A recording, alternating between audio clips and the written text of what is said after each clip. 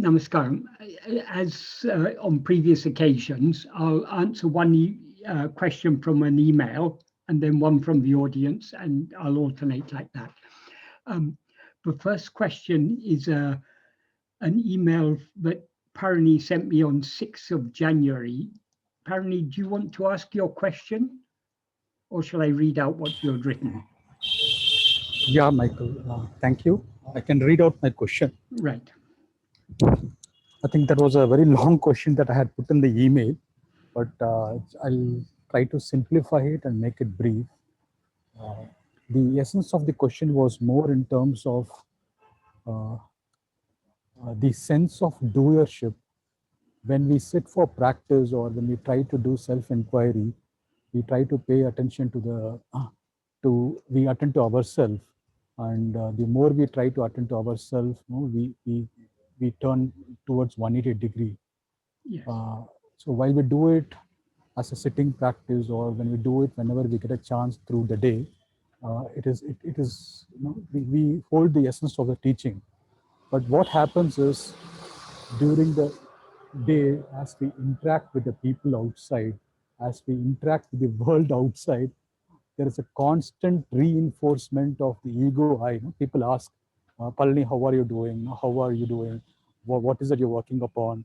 How are things over your side? Or even our own thoughts about ourselves. So at one side, there's a constant reinforcement of the ego that makes us believe that we are an individual person. When you go to work, the boss or the supervisor or the manager, they keep enforcing that you are a person with an identity. When you're at home, you have to play the role of a certain son or a cousin or whatever it is. So there's a constant sense of I that has been reinforced continuously from the world outside. While at the other side, you also try to push in terms of the practice. Somewhere there is a conflict, not exactly the word conflict, but how do you balance? Because you can't do the inquiry each and every moment when the world reinforces you. You get to do it whenever you get a chance. But sometimes the push of the world is so strong that you invariably tend to believe that individual I. Okay. Yeah, good question. But the point is, the world is not to blame. The world is just as it is. It is we who attend to the world and give it reality. The more we attend to the world, the more we are feeding the root of the problem, which is ourself as ego. That is, as Bhagavan says in verse 25 of Uڵḷadu Nāṛpadu, Urupatri undam, grasping form, it comes into existence. Urupatri nikam, grasping form, it stands. Urupatri undu mika ongam, grasping and feeding on forms, it flourishes abundantly. This is the nature of ego. Form here means anything other than ourselves. So by attending to the world, we are feeding ego, we are nourishing ego. So, and the more we attend to the world, the more reality we give to the world, the more we are thereby feeding ego. So we feel, oh, this world is reinforcing my ego, but who is the one who is attending to the world? Who is the one who is giving weight to the world? It is ego. So the whole problem comes back to ego. Regarding how we should live in this world, Bhagavan said in the final sentence of the 17th paragraph of Nāṉ Ār, Bhagavan said, Prapanjate swapnate pol enni kola vendam. It's necessary to consider the world like a dream. And in the 18th paragraph, he then develops that further. Though he says here it's necessary to consider the world like a dream, actually in the next paragraph, he makes it very, very clear that the world is just a dream. He says that he starts by saying, besides the saying that the waking is long and dream is short or momentary, there's no other difference. But even that elsewhere in Guru Vachaka Kavai, Bhagavan said, even to say long and short, it's only from the perspective of the mind in waking. Waking seems to be long and dream seems to be short. While we're dreaming, we seem to be awake. And we would say exactly the same thing if we were having a discussion about waking and dream. While dreaming, we would say, see, in this waking state, this lasts a long time, but dreams just come and go. So it's all a matter of perspective. The differences are only differences while we are in one state. Our present state seems to be waking, and all other states seem to be dream. If we go to bed tonight and have a dream, that dream will seem to us to be waking, and we'll be referring to all other states as dream. So according to Bhagavan, it is not just that waking is not just like a dream. Waking is a dream. So all that Bhagavan teaches us is very, very practical. To the extent that we can consider this our life in this world to be a dream, to that extent we can detach our mind from it. So this is a very great aid to turning our mind within. So yes, so long as our mind is going outwards, so long as we're engaged in activity, and the world does seem to be reinforcing our existence as an individual. But the cause of that feeling of individuality, it isn't the world that is causing it. It is our looking at the world creates the sense of ourself as a separate individual. So this is the nature of egos. The whole problem comes back to ego. It is ego we need to deal with. And this practice of self-investigation is not just for times of meditation or times when we can put aside other activities and sit quietly or lie down quietly, whatever. It is to be practiced throughout the day as far as possible. That is, whatever other activities we may be engaged in, we are always aware of I am. I am is the constant background. That is the fundamental awareness. I am is the screen on which everything else appears and disappears. So even in whatever other activities we may be doing, we can, at least to a certain extent, hold on to that,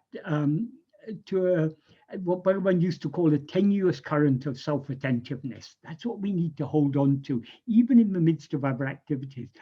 The more we hold on to that, that current of self-attentiveness, the less external things will impinge upon us. Because to the extent we're attending to ourselves, we're not attending to other things. So, and to the extent we thereby withdraw our attention from other things, we are not affected by them. Of course, during many of our daily activities, to some extent, our attention is going outwards. But at least if we can be holding on to, at least to a certain extent, to that self-remembrance, that constant remembrance of I am, we'll be, the more we cling to that, the less we will be affected by things outside. Does that help to answer your question, or is there anything more you'd like to ask in that regard? Yeah, I get the point of attending at least to a certain level of to ourselves as much as possible. But while doing the work, when you actually are getting into the core of work, your job or career or work, that sense of doership is very strong.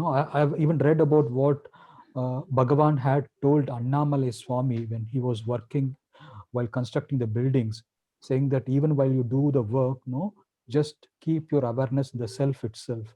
But when you actually are into the midst of the core work, and especially if it's a thinking job where you have to sit and think and work, that sense of doership is very strong. And until you have that sense of doership, you don't feel that you're doing it. Either you get so dispassionate about it, or you need that sense of doership. Only after the work is completed, you tend to step back and you say, okay, no, let me pay attention to myself. But during the process of work, during the process of doing the job, that sense of doership is so strong. Yeah. Uh, that is, we need to understand how this sense of doership arises.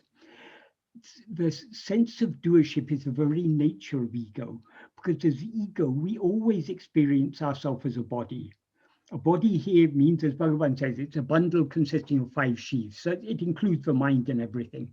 So long as we take these 5 sheaths as ourself, whatever actions are done by body or speech or mind are experienced by us as actions done by us. So long as we are looking outwards, looking away from ourselves, doership is unavoidable. We cannot avoid it. Just because we do experience, I mean, it's our actual experience. Yes, I am this body. I am this mind. That's our experience. It may not be true, but it's what we are actually experiencing now. It's the very basis on which all our experience of other things is grounded. As Bhagavan said, only when we take ourselves as a form do the world and God appear to be forms. If we didn't identify ourselves with the form of a body, we wouldn't be aware of anything else, any other forms. So this identification with the body is so deeply rooted. And so long as we identify ourselves with the body, inevitably we have a sense of doership. Whatever actions the physical form is doing, I am doing that. Whatever actions the mind are doing, I'm doing that. That's our actual experience. So we can't. Doership is not. We cannot get rid of doership without getting rid of ego. So how do we get rid of ego? To the extent that our attention is going away from ourselves, to that extent we are strengthening ego and therefore strengthening the sense of doership. But the more we manage to withdraw our attention and hold it and draw it back to ourselves, withdraw our attention from other things back towards ourselves, the less strong that sense of doership will be. Because the ego subsides, the more we attend to ego, the more it subsides. So even in the midst of activities, that is, we think these activities require our attention. Actually, Bhagavan says it doesn't require your attention at all, because the actions your body, speech, and mind are destined to do, they will be made to do. So even if we're not attending to them, those actions will be going on.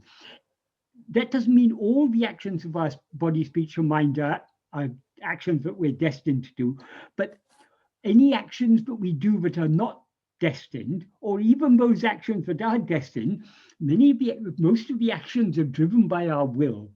So, but whose will is it? It is ego's will. The more we attend to ourselves, the more ego subsides and its will subsides along with it. So if we could keep this ego constantly subdued by means of self-attentiveness, only those actions that are destined to happen, that our body, speech, mind are destined to do, they'll do.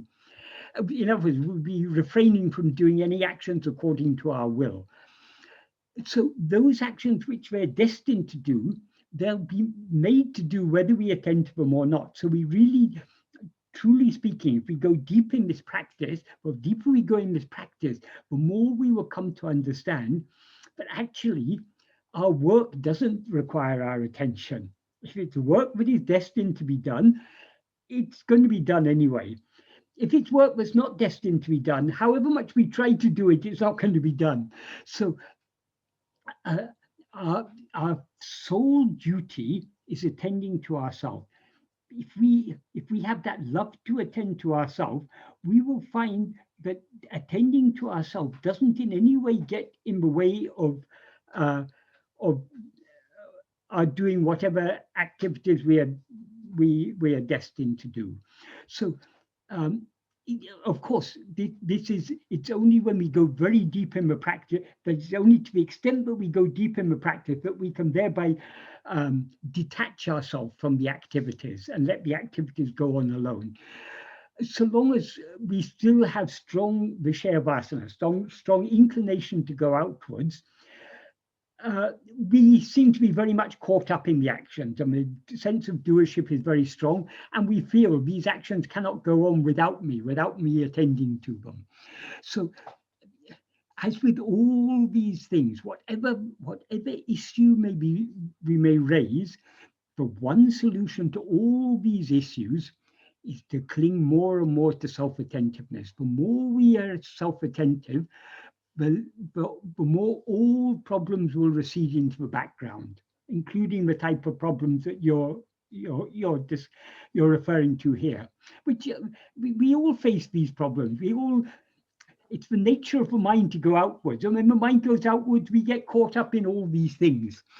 So the solution is to try to turn our mind within more and more and more, and thereby detach ourselves, extract ourselves from involvement in these things.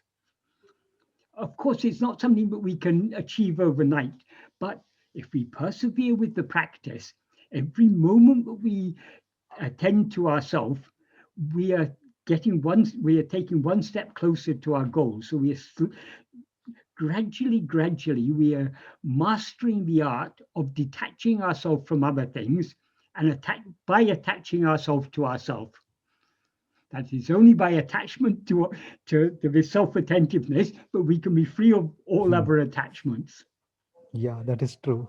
When more we attach to ourselves, yes, automatically the other things get detached. Yeah. Yes. And so the essence is to go deeper into the practice. And the more deeper we go, the other things will fall off as itself. And how do we go deeper? Simply by persevering. The more we persevere, the deeper our practice will naturally become.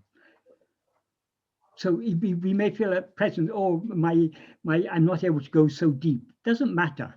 Even if we're just dipping our toes in, at least dip our toes in, and slowly we'll get sucked in. And whenever you talk about this term deeper, Michael, does it refer to the frequent withdrawal of attention to the self, or is it more in terms of? Yeah. Well, there are two things. That is, the frequency is the duration of our self-attentiveness. But there are two things. There's duration and there's depth. For example, when we during most of our activities, though we're able to hold on to self-attentiveness, we're not going very deep. It's just there in the background, that self-attentiveness. That is not very deep. But there are times when nothing else is demanding our attention, the world is, that we're free of external activities, then we can go deeper. So the deep here means the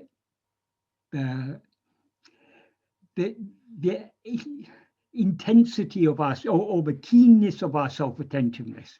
Or to put it in simple terms, how many degrees we are turning away back towards ourselves, away from other things. If we're able to turn 170 degrees, that's much deeper than turning 90 degrees. But of course, these are all words, and words cannot, that is, the words are pointed. We cannot, that's why often these things are expressed in metaphorical terms, turning 180 degrees. There's not actually a measure of how many degrees we are turning, but the more our attention is focused on ourselves and thereby withdrawn from other things, the closer we are coming to 180 degrees. So these words, we have to understand what's behind the words. So when Bhagavan talks about going deep within, we can understand what he means only by putting it into practice, and thereby it becomes clearer and clearer to us what it means by being deeply self-attentive or being superficially self-attentive. it's good to be superficially self-attentive, because we can't be deeply self-attentive all the time, because we're constantly swimming against the current of our Vishaya Vasanas, which are dragging our attention outwards. But Bhagavan says in the 11th paragraph of Nāṉ Ār, a very important sentence, Oruvantan Sarupate Adeyam Variyo, Nirantara Sarupa Smaranaye, Kai Patru Vanayin, Adu Andre Podam. That means if one clings to Swarupa Smarana. Swarupa Smarana means self-remembrance or self-attentiveness, nirantara, unceasingly, without a break, until one attains one's real nature, one's Swarupa. That alone is sufficient. So as far as possible, we should try to cling to at least a tenuous current of self-remembrance in the midst of our activities. We may not be going very deep, but the fact that we're holding on to it will enable us to go deep at times when we're not, when other things are not making demands on our attention. So there are two things. There's the continuity, which can only be fairly superficial, and there's the depth, which can only be very brief. We can't maintain deep self-attentiveness for long, because of the Vishaya Vasanas, we'll constantly be trying to pull our attention outwards. But ultimately, we need only one moment of absolutely deep self-attentiveness. That is, we need to turn 180 degrees for just one moment. As soon as we turn 180 degrees for one moment, when we turn 180 degrees, what are we? We're facing ourselves alone, and we're everything else is removed from our awareness. So we're aware of ourself alone. When we're aware of ourself alone, we're aware of ourself as pure awareness. Thereby, ego is eradicated. So we need to aim both for a continuity, even though that continuity may not be very deep, and at the same time we need to aim for depth whenever opportunity arises. Got it.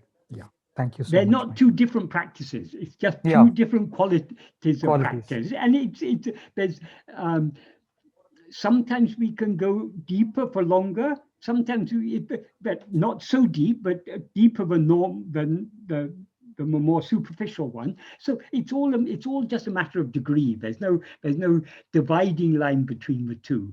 But we're aiming for both. We're aiming for continuity and for depth. But we shouldn't expect to be continuously deeply self-attentive. We should be satisfied with continuously being at least tentatively, as Bhagavan said, that tenuous current of self-attentiveness. That will be fairly superficial. We should be content with that. But at the same time, whenever opportunity arises, we should try to go deeper. Right. Got it. Yeah.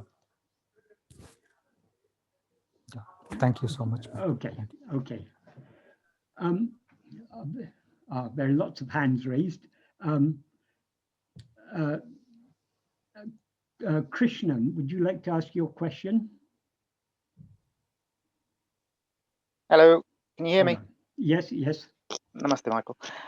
Yeah, I'm quite a novice to the self-inquiry method. So I'm just going through the Be As You Are book at the moment. Right. So yeah, so it says in the book that Bhagavan recommends two distinct practices to liberate yourself from the body-mind complex. So the first one obviously is holding on to the I thought until the one who imagines that he is separate from God disappears.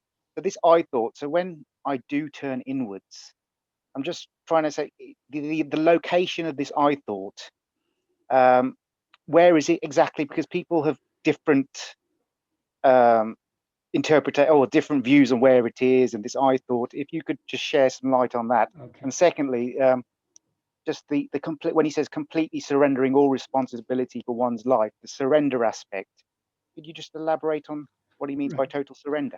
Okay.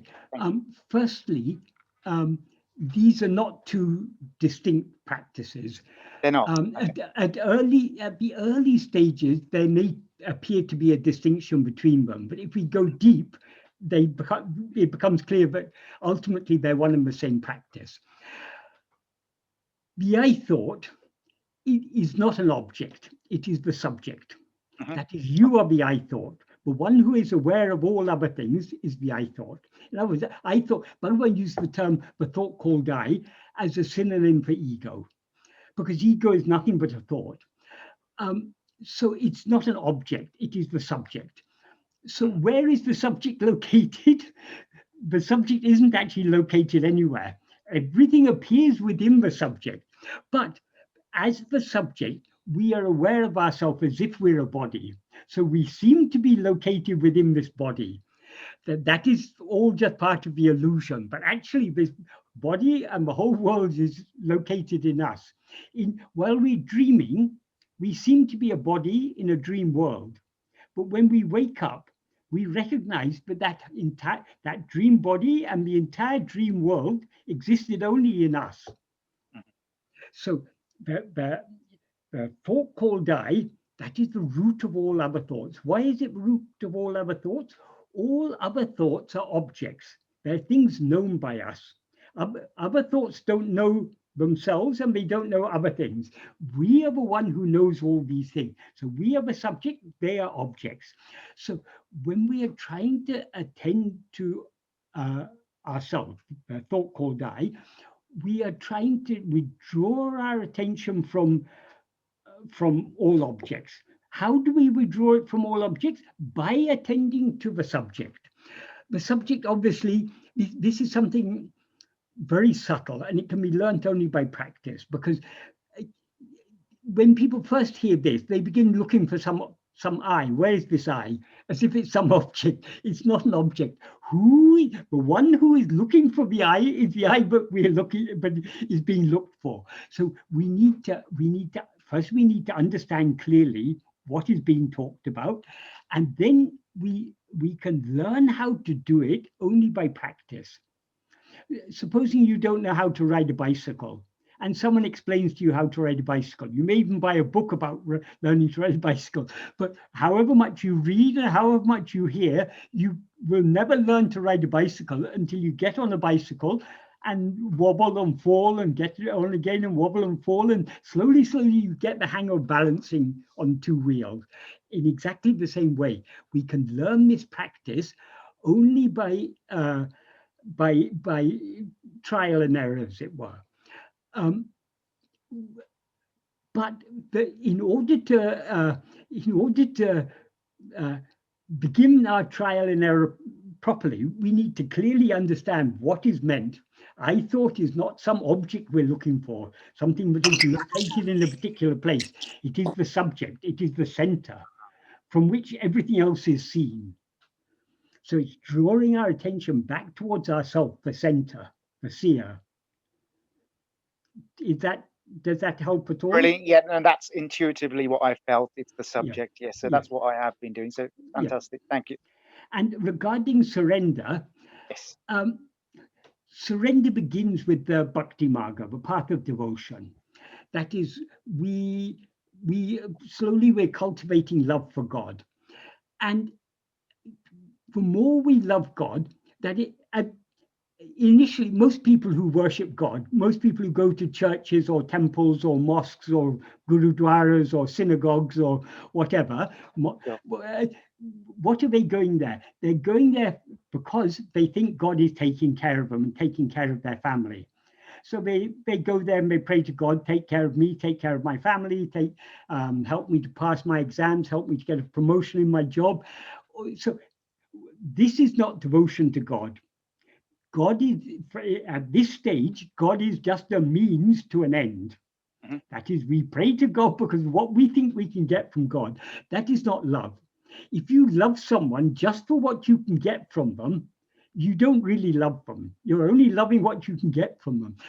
When you truly love someone, you won't be thinking of what you can get from that person, what you can give to that person if you truly love them. And the greatest gift is to give oneself. So as bhakti matures, the more we have genuine love for God, not love for God because of anything we can get from God, but love for God for the sake of God alone, then we cease to think about what we can get from God, what we can give to God. And our aim should be to give ourselves to God. So bhakti matures into surrender. But at first, how to surrender ourselves to God? We first think in terms of what is the problem? Okay, God, I should be accepting whatever happens as God's will. But why I'm not able to accept it? Because I have likes and dislikes and desires and attachments of my own. So long as I have a will, my will is standing between me and God. So we begin by trying to surrender our will. We try to give up our likes, our dislikes, our desires, our attachments and everything, and to accept whatever may happen. It is all the sweet will of my Lord. It is all happening for my good. So in this way, on the Bhakti Marga, we're trying to surrender our will to the will of God. But we cannot surrender our will completely so long as we experience ourselves as something separate from God. Because as a separate entity, we inevitably have likes, dislikes, desires, and attachments. We can maybe reduce the strength of them, but they still will be there. In order to get rid of all our likes, dislikes, desires, attachments, hopes, fears, everything, we need to get rid of their root. The root of them is our self as ego, as this thought called I. This is the root of all these likes and dislikes and so on. Who is the one who has likes and dislikes, who desires this, who fears that? It is I. So we need to surrender this I. So ultimately, surrender it begins with surrendering our will to the will of God, but ultimately we need to surrender I. Mm-hmm. How can we surrender I? This is where the self-investigation comes in, because we need to understand Bhagavan's teachings. That is what Bhagavan teaches us about ego. He puts this very beautifully in verse 25 of Uڵḷadu Nāṛpadu. There he describes ego as a formless phantom. Why he calls it a formless phantom? Because as he said in the previous verse, verse 24, this insentient body doesn't say I. Though he says literally doesn't say I, what it implies is this body is not aware of itself as I, because it's insentient. Mm-hmm. So the body doesn't say I. Sat-chit means being awareness, the fundamental awareness of just it being. Being awareness doesn't rise. Sat-chit, being awareness, is that which is aware of itself just as I am. So the fundamental awareness I am, the awareness of our own existence, that doesn't rise in the sense. Why? Because it's constant. There's never a time when we are not aware of ourselves as I am, and there's never a time when we cease to be aware of I am. So the one thing that is constant and unchanging is sat-chit, that fundamental awareness I am. So the body is not aware of itself as I. Sat-chit doesn't rise. But between these two, one thing called I rises as the extent of a body. Mm-hmm. What he means by it, in between, it is neither the body nor is it sat-chit, but it misappropriates both of them. That is, as ego, we're aware of ourselves as I am. So where does that awareness I am come from? From sat-chit. And we're also aware of ourselves as a body. So we are usurping properties both of the body and of sat-chit and conflating them together as I am this body. So this is ego, or the thought called I. So the substance is I am, sat-chit. The form is the body, but ego is neither. So Bhagavan calls it a formless phantom. Formless phantom, why? It has no form of its own, And it's also got no substance of its own. It's a phantom. A phantom has no substance. So Bhagavan describes it very beautifully. It's a formless phantom. It's neither this nor that. It actually doesn't exist at all. A formless phantom has no existence at all. But so long as we're looking at other things, it seems to exist. So Bhagavan, he describes it as a formless phantom. And so how did this formless phantom seemingly come into existence and stand? He says, grasping form, it comes into existence. Grasping form, it stands. Grasping and feeding on forms, it flourishes abundantly. Leaving one form, it grasps another form. So this is the nature of ego. As ego, we're always grasping form. That is, the first form we grasp is we grasp a body as ourself. And then through the five senses of that body, we're grasping so many other forms. Forms doesn't only mean physical forms. All phenomena are forms.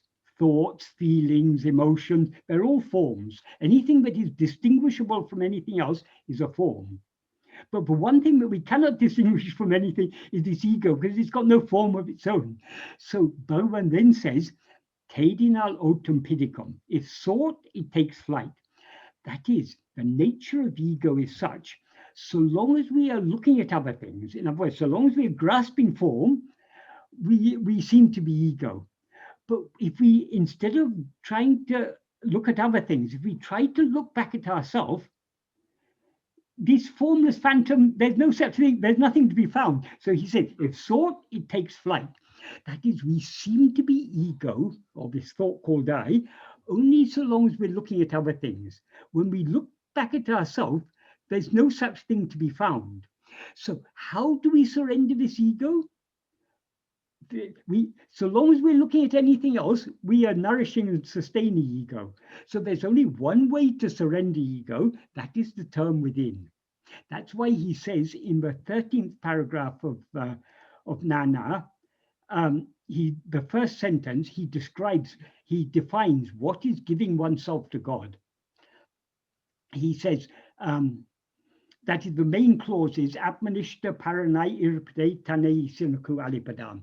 Atmanishta Paranai Irupade means being as Atmanishta Paran. Atmanishta Paran means one who is firmly established as oneself. In other words, being ourself is what it means, is giving oneself to God, or being as one actually is giving oneself to God. So how can we be as we actually are? That is what he describes in the first clause. Atmachintane tabira, accept atmachintane. Atmachintane literally means thought of oneself, but it implies self-attentiveness. So accept self-attentiveness, vera chintane kalamavitku satram idum kandamo, without giving even the slightest room to the rising of any thought other than thought of oneself, other than self-attentiveness. That's how we remain as Atmanishta Paran, and that is giving ourselves to God. So the implication here is being so keenly self-attentive, but we give no room to the rising of any other thought, is giving ourselves to God. When he says giving no room to the rising of any other thought, that also implies not even giving room to the rising of the first thought, I, because the more we attend to ourselves, the more this ego, the thought called I, will subside. So the way to surrender this I thought is to attend to ourselves. In other words, if the I thought is such, if we look at other things, we rise as ego. If we look at ourselves, this ego, we subside and thereby dissolve back into our source. So Bhagavan's teachings are extremely simple. I mean, if we understand this basic, the key to understanding Bhagavan's teachings is to understand this nature of ego. The nature of ego is such, it rises, stands and flourishes by attending to things other than itself. It will subside and disappear by attending to itself. So simple. The whole of Bhagavan's teachings are contained in that. If you understand that principle, then everything else becomes clear. And then it becomes clear how self-surrender is ultimately nothing other than self-investigation. That is, we can surrender ourselves, we can surrender our will to some extent without investigating ourselves, but to surrender ourselves is impossible without attending to ourselves. So ultimately, they're one and the same part. Thank you, Michael. I think when you said a formless phantom, that's a very accurate description. I'd consider it more of a phantom menace. It is. Phantoms cause all sorts of troubles. And this phantom is the cause of this entire universe with all the problems it contains. Brilliant. That was a very useful and very wonderful explanation. Thank you very much. Okay. So before answering other hands that are raised, I'll go on to the next question I was asked by email. Dipti asked, it is indeed challenging to keep oneself centered in an overwhelming world, and even more difficult when dealing with insult, put-downs, abuse, arrogance, etc., which stir up negative emotions and empower us. What was Bhagavan's advice to keep calm and quieten the mind in such negative situations? That is, it is let the whole world inside us abuse us and ill-treat us, do anything to us. Why does it bother us? It bothers us because we have a liking, we feel we're of some worth.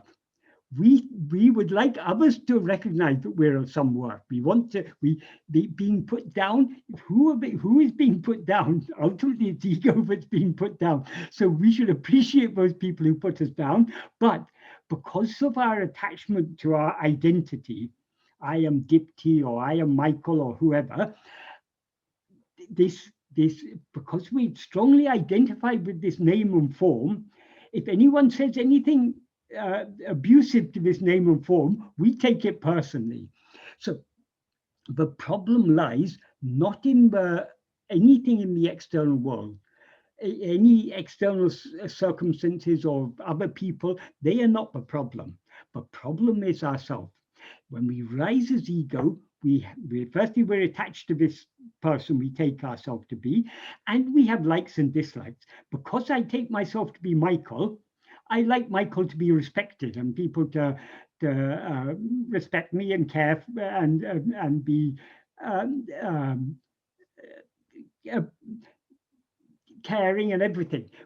If people are rejecting this person, Michael, and they consider him to be a bogus fellow who's always posing and just trying to show off his knowledge or anything, if I take myself to be Michael, then because as Michael, I like to be appreciated. When people don't appreciate me or when people put me down, I dislike that. So I get negative emotions and everything. Why? The problem is not whether people appreciate Michael or don't appreciate Michael. What is it to me? It seems a big deal to me because I take myself to be Michael, and therefore I like Michael to be appreciated. If someone else is being insulted, people are saying all sorts of bad things about Donald Trump. Do we take offense? No, because we don't feel I am Donald Trump. So it all comes back to our identification with ourselves as a person, and consequently having likes and dislikes and desires and attachments and so on. So the problem lies not in the external world, it lies only in us. So what was Bhagavan's advice to keep quiet and quiet in the mind, to keep calm and quiet in the mind in such negative situations? Bhagavan had one solution to all problems. That is, the root of all problems is our rising as ego. So the solution to all problems is to be self-attentive, because only by being self-attentive can we bring about the subsidence of ego. That is, the more we look at ego, the more it goes into hiding. When we're not looking at ego, when we're looking elsewhere, ego comes out and does all its mischief. But all we need to do is to look at it, and it at once sinks down and goes into hiding,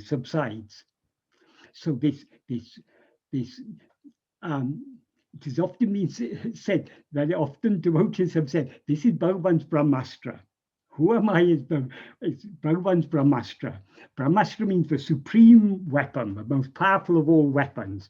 So this is an extremely powerful weapon. All we need to do when we find ourselves getting agitated or hurt or whatever, who is it who's agitated? Who is it who's hurt? It's not just a matter of asking the questions. The questions are pointers. We need to turn our attention back to ourselves, to the one who feels hurt, to one who feels agitated, to one who's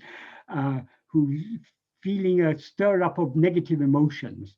If we turn our attention to that I who is feeling negative emotions, that I will subside and its negative emotions will subside along with it.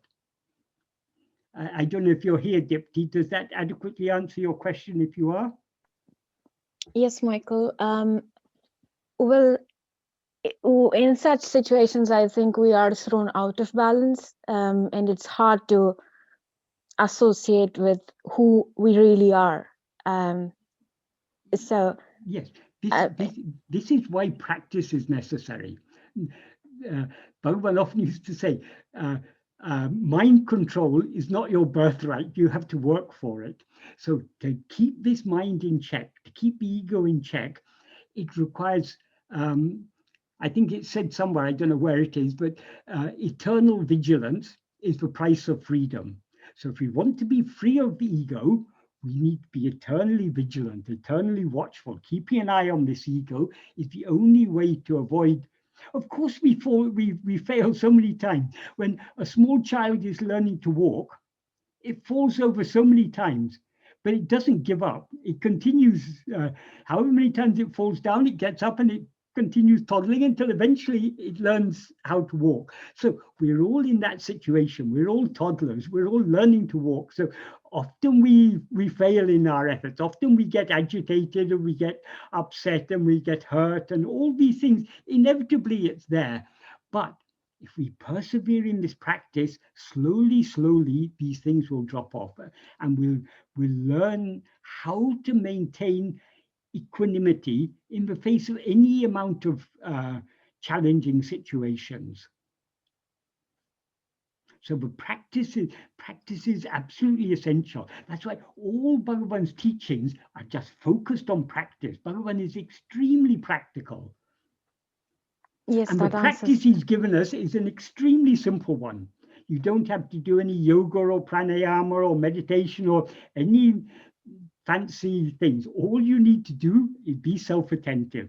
If you're self-attentive, all problems are solved. But it's a challenge to hold on to that self-attentiveness, because the natural flow of our mind, the nature of ego is to go outwards, is to be constantly looking away from itself. But if it looks back at itself, it cannot survive. So for its survival, it's constantly looking away from itself. So it is a challenge to cultivate this liking to turn within and to be more self-attentive more and more and more. So it required patient perseverance. You can say hard work if you like, but we have to do it. We have to do it because this is the only way to. But this is the. It seems difficult because of our strong liking to go outwards, but actually it's extremely simple. What can be simpler than attending to ourselves? So Bhagavan has given us an extremely simple exercise to do. If we persevere in doing this, then all problems will slowly slip off. We'll be affected by these things less and less and less. The life will still go on. That is, whatever is destined to happen is going to happen. So we all have to face difficult situations in life. We all have faced negativity and all sorts of problems. That is the nature of life, is problems come and problems go.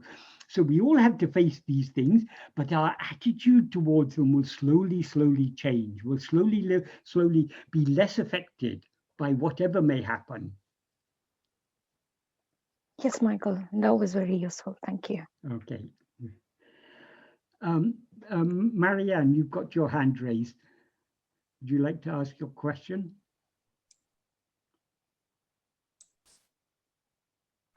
Is that on? Can you hear me? Yes, I can hear you. Yes. You know, as I sit here and you answer all these questions, all my questions seem to evaporate. I mean, it's like not to boost your ego. It's a little bit like what people said when they sit in front of Bhagavan, you know, all the questions disappear. But then as soon as I leave, you know, it all comes back again. But, but I mean, basically, it seems to me that we're all really asking the same question, just in a different form. But the thing is with me, it's like, I don't really need anybody else to criticize me. I'm constantly criticizing other people, and they don't deserve it, but it's me. I just seem to have this mind which is constantly criticizing, judgmental, angry, you know, for no reason. So then I say to myself, okay, who am I? And, you know, I go through this whole process, but sometimes it seems to me just to be a kind of a mental thing because, you know, then I'm asking, well, who is it getting angry? And, but, you know, in that moment, it doesn't seem to make much difference. And like when I'm sitting here, I just don't feel any of those feelings, obviously. Yes, yes. Well, it's the nature of the mind. These things come and go. We all have negative feelings and everything. But we don't do it, because I said to you once, I asked you once, you know, what do you do with your negative feelings? And you said you did the thoughts. You said you didn't have any. So well, okay. we all potentially have negative feelings. Right, but some of us have them much more than others. And the thing is, you're supposed to have quite a sattvic mind, aren't you, to do this kind of practice? Yes, yes, but we can't wait for the sattvic mind to come along. If we're waiting for the sattvic mind will be waiting for us. It will never happen. Yes, but what I'm saying is also, it's not a good thing to be constantly criticizing people. I mean, we want to try and improve ourselves. Yes, yes. But what is it that leads us to criticize others? It's our likes and dislikes. So who had these likes and dislikes? So take it back to the root. The root is this ego. It's the nature of ego to have likes and dislikes. And when people do things that we dislike, when they behave in a objectionable way or in a way that we don't like, it agitates us because we don't like it. So I feel irritation more than anything else, you know, not so much even a question of like or dislike. It's just a physical kind of irritation. Yes, but the irritation, if you had no likes and dislikes, it wouldn't irritate you. If my behavior is irritating you, it's because you don't like my behavior. You'd like me to behave in some other way. So ultimately, it all comes back to our likes and dislikes. And who has the likes and dislikes? It's this ego. You say about it being mental. So long as we're just questioning, so long as we're just asking the question, who has this? Yes, it's just mental. But we need to go deeper than just asking. But the point of the question is to turn our attention back to ourselves. So it's not the key. The question is just an aid or a pointer. But we've actually got to follow that pointer. We've got to turn our attention back to ourselves. When you're feeling negative emotions or upset or irritated or whatever, if you try to attend to yourself, try to attend to this I that is feeling this irritation, you will find this I will subside, not completely, but this I will be subdued, and its negative emotions will be subdued along with it. So it really does work. This, if you try it, it's an unfailing means. When sometimes we fail, but it's not that the method is failing. It is that we have too much liking to go outwards. But if we actually do it, if we actually turn our attention back to ourselves at any moment, then the ego subsides. So when ego is agitated or irritated or upset or whatever, all we need to do is to turn our attention back to this I. Who am I who am so upset about all these things? It's not the question, of course. The question is a pointer. So but if we actually attend to ourselves, it's It's a wonder treatment. This is a magic, it's a brahmastra, it's a magic solution to all problems. But we need to be willing to take the medicine. So long as we are still eager to go out, we won't be taking the medicine. We may have the medicine in our hand, but we're not taking it. We need to take it. We need to turn our attention within.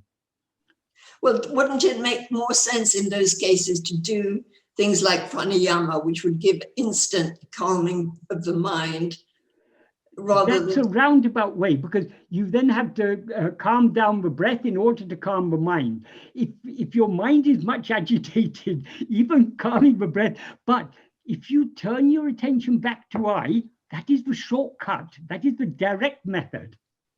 I see that. I see that, but it seems like a very advanced practice, because in theory, I mean, I understand the theory of it, yeah. You know, but it seems advanced, but actually it's the simplest of all practices. Why it seems advanced is because of our unwillingness to let go of other things. If I'm much irritated by something, so long as I want to nurse that irritation, so long as I want to wallow in my irritation, I won't be willing to turn my attention back to myself. Only when I'm really disgusted with myself for being irritated with all these petty things that are happening. Why? Okay, so many petty things are happening in the world. Why should I allow myself to get upset about these You see, things? this is what I say to myself. I say, why on earth am I letting myself? But it's all on a mental level. I say, why am I letting myself? Yeah, and then I think, well, that's what I say. Who's asking that? And it's just on and on and on, you know. Yes, but we need to ask ourselves that, but then we need to follow up on that by turning our attention back towards ourselves. That is, we're upset by all these things because we're allowing our attention to go away from ourselves. I'm upset with myself as well for letting, you know, and I get critical of myself, and then I say, well, who's getting... You're not irritated with yourself. You're irritated with Marianne. Leave Marianne. Attend to yourself. Yes, that's it's right. Marianne who has all this irritation and everything. That it is all part of a person called Marianne. You need to separate yourself from that person. How to separate yourself from that person? By attending to I. So long as you're attending to anything else, the thoughts that are going on in Marianne's mind or anything, so long as you're attending to anything other than I, you'll be irritated. And you won't be able to free yourself from that. But if you turn your attention back to I, leave Marianne to wallow in all her self-pity or her annoyance or whatever it is, let her be. Let her do her thing. You do your thing, which is being self-attentive. In that way, we need to extricate ourselves from this person we take ourselves to be. Every person is imperfect. But why should we seem to be imperfect? Only because we take ourselves to be a person. We identify ourselves with this person and with all its likes and its dislikes and its tendency to get irritated and all these things. Why to identify ourselves with these things? Do any of these things disturb you when you're asleep? No. So these are all alien to you. I have weird sleep as well, you know. If you're actually asleep, then there's no Marianne, no irritation, nothing. There's just peaceful being. Yeah. Any state that is weird is a state other than sleep. Sleep is our natural state of just peacefully being as we are. Okay, yeah. You know, when I'm here, I kind of seem to connect to that part of myself kind of spontaneously, but I mean, when we're having these satsangs. Yeah, I know. It's not easy. It's not easy. I'm talking like this, but it's not easy for me. I mean, it can be a challenge for all of us until the last moment, till the moment his ego is eradicated. It is a challenge because the very nature of ego is to go outwards. But there has to be a form of purification of the mind, doesn't there? Yes, but this Purification of mind is absolutely necessary. That's what spiritual practice is all about.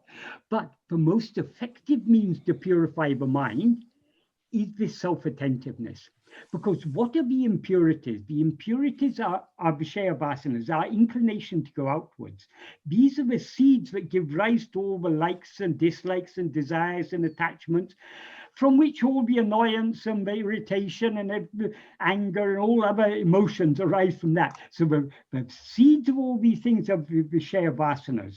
And the root of the vishaya vāsanās is ego. So if we tackle ego, we are there, that is, if we turn our attention back to attend to ego and thereby let ego subside, that is the most effective means to purify the mind. There are other means by various puja, japa, dhyana. All these are good means to purify the mind. But the most effective of all, as Bhagavan says in verse 8 of Upadēśa Undiyār, anaityanamuttamam, the best of all is this self-attentiveness. Because all other practices that in bhakti, most bhakti practices are based on the premise God is something different, I am something different. So we're directing our attention outwards. We're worshipping God in some form, or we're doing japa of a name, or we're meditating on a name or form. But better than taking God to be something other than ourselves, recognizing that God is that which is shining in our heart as I, and therefore attending to nothing other than I, that is the best of all. The context in which Bhagavan said the best of all, he was talking about how other practices purify the mind. He says in verse 3 of Upadēśa Undiyār, but action done without desire, but for the love of God, will purify the mind and show the way to liberation. Then he begins to describe those actions. The actions of body, speech, and mind. The actions of body that we do with love for God are called puja. The actions of speech that we do are called japa. The actions of mind are called meditation. But so long as they're directed away from ourselves towards something else, in that order, each one is more effective in purifying the mind. But most effective of all is turning our attention back to attend to ourselves, to meditate on nothing other than I. Can I say something? I don't know whether it's totally relevant, but yeah. I spend a bit too much time on Facebook. But anyway, there's this one. I was watching this one thing of Mother Meera answering questions, and she was talking about love, and I can't remember what the question was, but her answer was, "You should love other people and see other people as yourself." And she said, "I know in Vedanta they say you should love yourself first." She said, "But I don't agree with that. I think you should try and love other people." Well, she says, love other people as yourself. Yes. That already accepts we all love ourselves most. But how to love other people as ourselves, so long as we see them as other? That is, isn't the first step just to love other people anyway? I mean, love, I don't mean selfish love, but yeah, I love them. Yeah, it's good to love other people because we are thereby, that is, caring for others is a way of reducing our selfishness, our narcissism, our infatuation with this person we take ourselves to be. So long as we consider this person alone to be important, other people don't matter, that's the height of selfishness. So we need to love others in order to reduce that's an early stage of the path of purification. Caring for others, feeling compassionate for others, that's all necessary. But we are not actually loving others as ourselves. We maybe begin to care for others, and when we see others suffering, we feel we see ourselves in their position, so it pains us to see others suffering. So we're beginning to love others as ourselves, but in the final analysis, who do we love most of all? We love ourselves. Why am I so upset when I see someone suffering? because I see myself in that position, because so it hurts me to see this person suffering. So I try to alleviate this person's suffering because it's hurting me. So there is that self-love underlies all our actions. So loving others is good. But in order to love others as ourselves, we first need to see them as ourselves. And how do we see others as ourselves? Only by seeing ourselves as we actually are. When we see ourselves as the one fundamental reality, the substance that appears as all these things, then we will truly see others as ourselves. And when we see others as ourselves, then we'll definitely love them as ourselves. Mm. Yeah. That's why Bhagavan said, Bhagavan isn't putting down karma yoga, but he said, Atmajnani alone can be a good karma yogi. That doesn't mean that you shouldn't do karma yoga. That doesn't mean you shouldn't care for others and treat others with respect and kindness and consideration and everything. That's all part of the process, but we can't claim to be a good karma yogi so long as we see others. When we see only ourselves, then only are we a true karma yogi. Because then only are we truly loving all as ourselves. But can't there be a tendency to just do this and not do all the kindness to others bit and everything because we think we're just practicing? Do you know what I mean? It's all... So long as our attention is turned within, we have no other responsibility. When we allow our attention to come outwards and we see others, then we have to care for them.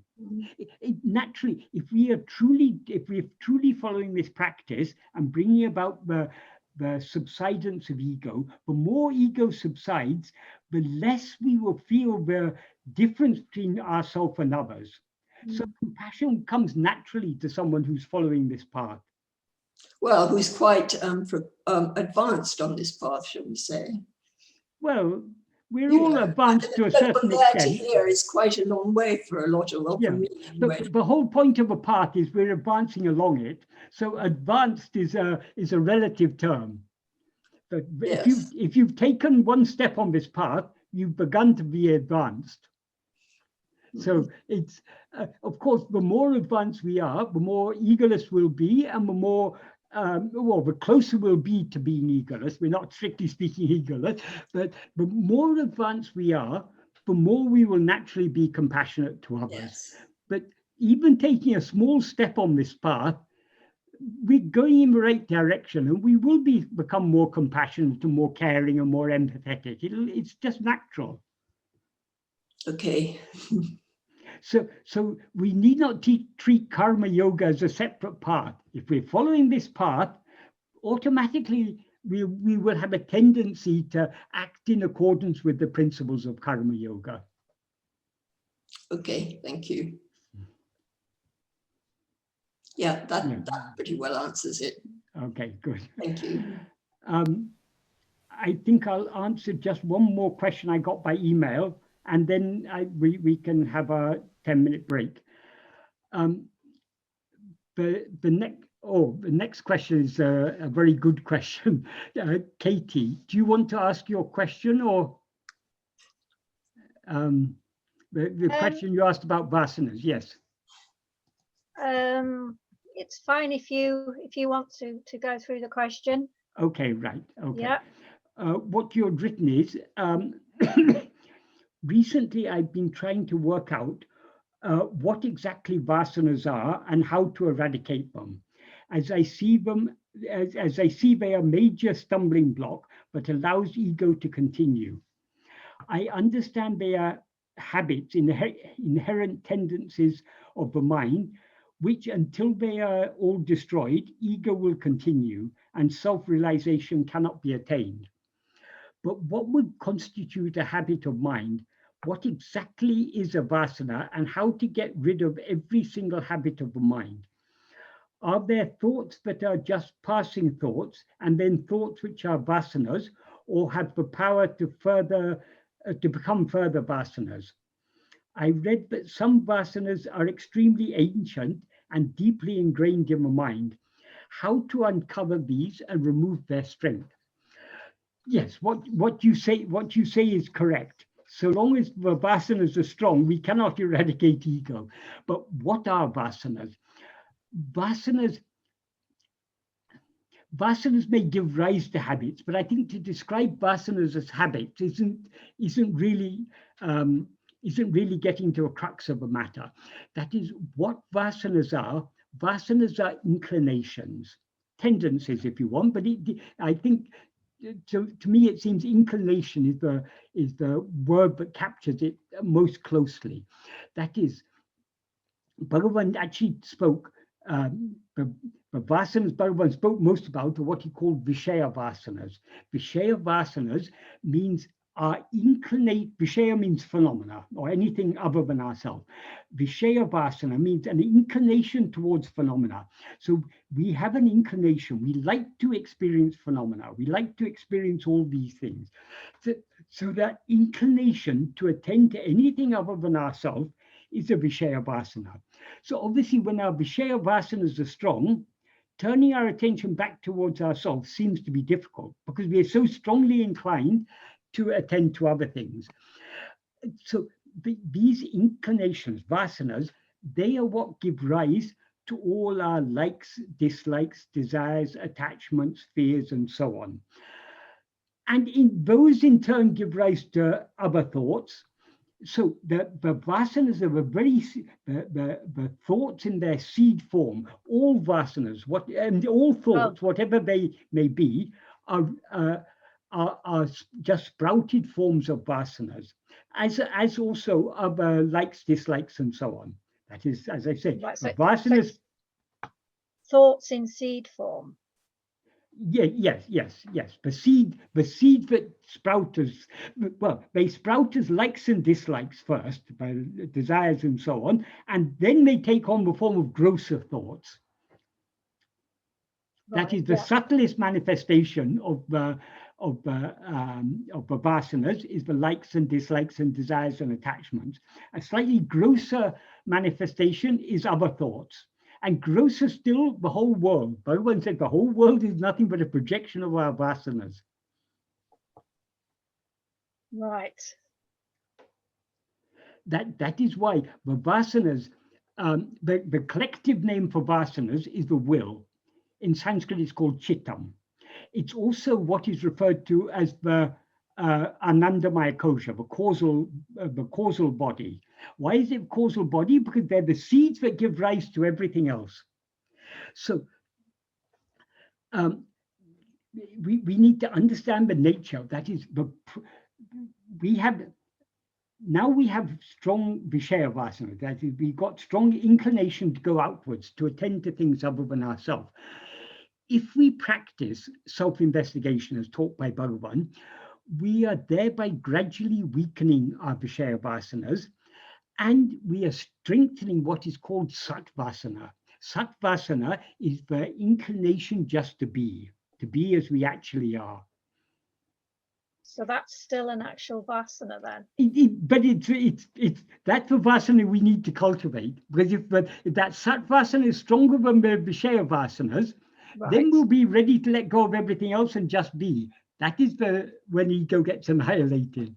So the Sattvasana is quite opposite to all other vasanas. Sattvasana is what in other terms is called bhakti, swatma bhakti, love for our own real nature. So it's kind of like the crux of everything, isn't it, really? It is the crux of everything. Yeah. It is our will.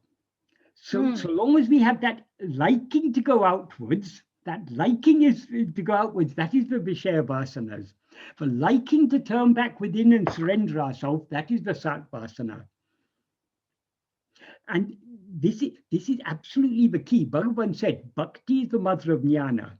That is only when we have all-consuming love just to be as we actually are, but we will be able to surrender this ego and know ourselves as we actually are. That's very good. Yeah, I'll probably replay the video and sort of write them in a series, and then it might be easier to yes see where they actually originate. Yes, in this context, that is the 2 paragraphs in Nāṉ Ār where Bhagavan talks about this, the middle 2 paragraphs, paragraphs 10 and 11, Bhagavan says, I'll just read it out because this is such an important subject. He says, even though Vishaya vāsanās, which come from time immemorial, as you said, you referred to, very extremely ancient. These Vishaya vāsanās, that is, the Vishaya vāsanās of the very nature of ego. So when we rise as ego, we have that inclination to go outwards.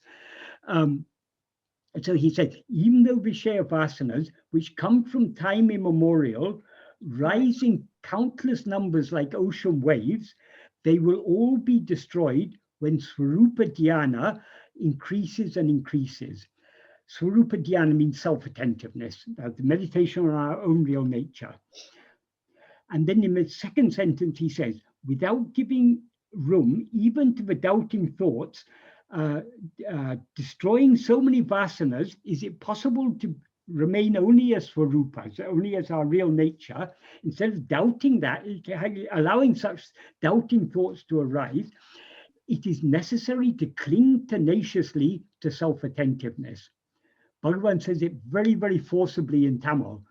Swarupa dhyanate vidā pidiyai pidikavendam. It's very difficult to convey in English the force of those words in Tamil. That is, I mean, the closest we can say is necessary to cling tenaciously. But vidā pidiyai means unleavingly, clingingly clinging. Is the closest we can say in English, but it means we have to hold on so tenaciously, so with such dogged determination, just to hold on to that self-attentiveness. And that's the means to get rid of the Vishaya vāsanās. Then in the third sentence of this paragraph, he says, however great a sinner one may be, instead of lamenting and weeping, I am a sinner, how am I going to be saved? If one completely gives up, rejects the thought that one is a sinner and is steadfast in self-attentiveness, one will certainly be transformed or reformed. Or that means, it implies, it's a term, but implies we'll be saved. If we cling, if instead of considering ourselves to be such a bad person, we all have strong Vishaya vāsanās. There's no point in lamenting about it. What we need to do is to be steadfast in our practice of self-attentiveness. We will thereby overcome them and thereby be saved. So that's paragraph 10. I mean, he continues on the same subject in paragraph 11. As long as Vishaya vāsanās exist within the mind, so long is the investigation, who am I, necessary. The investigation, what he refers to here as the investigation, who am I, is what he referred to in the previous paragraph as Swarupa Dhyana. That means self-attentiveness. As and when thoughts appear, then and there it is necessary to annihilate them by self-investigation in the very place from which they rise. That is, the more keenly we attend to ourselves, the less room we'll give for the rising of vāsanās. As soon as they rise, if we hold on to self-attentiveness, they are destroyed in the very place from which they arise. If we allow ourselves to be carried out by them, then we have to turn our attention back within. But if we hold on to the self-attentiveness, we're thereby annihilating them in the very place from which they arise. That is, the more we hold on to self-attentiveness, the more we are weakening the Vishaya vāsanās, because the Vishaya vāsanās is our inclination to go outwards. Instead of following those inclinations, if we hold on to self-attentiveness, we're weakening that inclination to go outwards and strengthening our love to remain within, that satvasana, the liking just to be. Right. So that's the second sentence. In the third sentence, he says, not attending to anything other, that implies anything other than oneself, is vairagya or nirasa. Vairagya means dispassion or detachment or freedom from passion, and nirasa means desirelessness. They're two synonyms. So not attending to anything other than ourselves, that is true vairagya. And then he says, not leaving oneself is jnana. That is not leaving oneself, means not letting go of self-attentiveness. That is jnana. In truth, these two, that's vairagya and jnana, are just one. And then he gives an analogy. Just as pearl divers, tying stones to their waists and sinking, pick up pearls that are found at the bottom of the ocean, so each one, sinking deep within with vairagya, that is, he's comparing vairagya here, the freedom from inclination to attend to anything else, as the stone tied to our waist. So sinking deep within oneself with vairagya may attain the āṇma-Viddai. Āṇma-Viddai means the pearl that is the pearl of self, the pearl of our real nature, it implies. And then he says, this sentence I read out earlier when I was talking Parani, if one clings fast to uninterrupted Swarupa Smarana until one attains Swarupa, that alone is sufficient. So we have to cling to this self-remembrance or self-attentiveness. If we cling to that without interruption or without break, that will lead us to our goal. And then in the final sentence, he says, final two sentences, he gives another analogy. So long as enemies are within the fortress, they will be continuously coming out. That is, if you're besieging a fortress, trying to capture the fortress, and there are enemies inside, they keep on coming out, trying to defend the fortress. So long, the enemies here, he's here comparing Vishaya vasanas to enemies. So then in the final sentence, he says, if one is continuously cutting them down, if one is continuously cutting down or destroying all of them, as and when they come, the fortress will eventually be captured. So how do we cut them down? As he said in the second sentence of this paragraph, by means of vichara, by clinging to self-attentiveness, we are thereby cutting them down as and when they come out. And if we do so, eventually the fortress will be ours. The fortress, of course, is our own heart, and the enemies are the Vishaya vasanas. This is a very nice analogy comparing Vishaya vasanas. In effect, he's comparing Vishaya vasanas here to an enemy army. So the general of that army is ego. Ego is powerless without its Vishaya vasanas. So you can be the most skillful general in the world. If you've got no army, you'll be defeated. So this ego is the general. Without its army, it's powerless. So by our practice of self-attentiveness, we're slowly weakening or reducing the strength of the army of the Vishaya vasanas. That is, we are reducing our inclination to go outwards, and thereby we are weakening ego. And eventually, when the Vishaya vasanas are weakened to a considerable extent, then we will be able to eradicate this ego, because then we'll be willing to turn the full 180 degrees within. And as soon as we turn 180 degrees within, ego, the general of the army, is destroyed and the whole army is dispersed. I mean, the vasanas can't remain without the ego. So this is that's why I said it's a very important question you've asked, because Vishaya vasanas, they're the whole, that is ego and its vasanas, that is the problem we're up against. The root of the problem is ego, but the ego's army is its Vishaya vasanas. It's the Vishaya vasanas are constantly pulling our attention outwards and thereby making us unwilling to surrender ourselves. So you could say that the vāsanas are actually prior to the thoughts.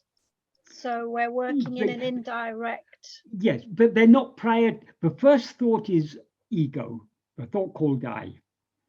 It's only that thought called I that has vasanas. So the first thought is ego. Ego's vasanas are what give rise to all its other thoughts. Right, yeah. But it's the very nature of ego to have vasanas. That is, ego and its vasanas, they're distinct, but It is the nature of ego to have vasanas of one kind or another. We can be weakening vasanas, removing vasanas. We can cultivate new vasanas.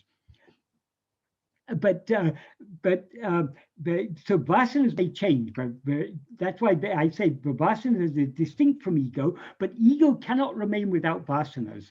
That is, the very nature of ego is to have this inclination to go outwards.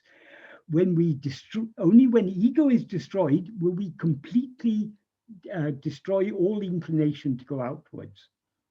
So inquiring into the I is also working on the vasanas. Yeah, exactly. Yeah. Because we're going in the opposite direction to the vasanas.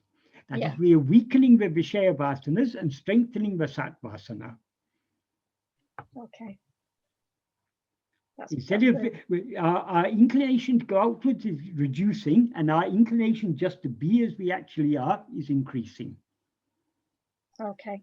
That's what Bhagavan sometimes said in the Puranas, in the mythological stories. There are so many stories of fights between the Devas and the Asuras, the gods and the demons. Bhagavan says these are all an analogy for the fight that is going on in the will of every sadhaka. That is, we have likings to go outwards, and we've also got liking to know ourselves. So these vasanas are in conflict. That is, we can't enjoy the world and enjoy the bliss of our own real nature. So at the moment we have conflicting desires. There's a conflict, yes. Yeah. So the whole of all spiritual practice is just a fight within one's own will between the good and the bad vasanas.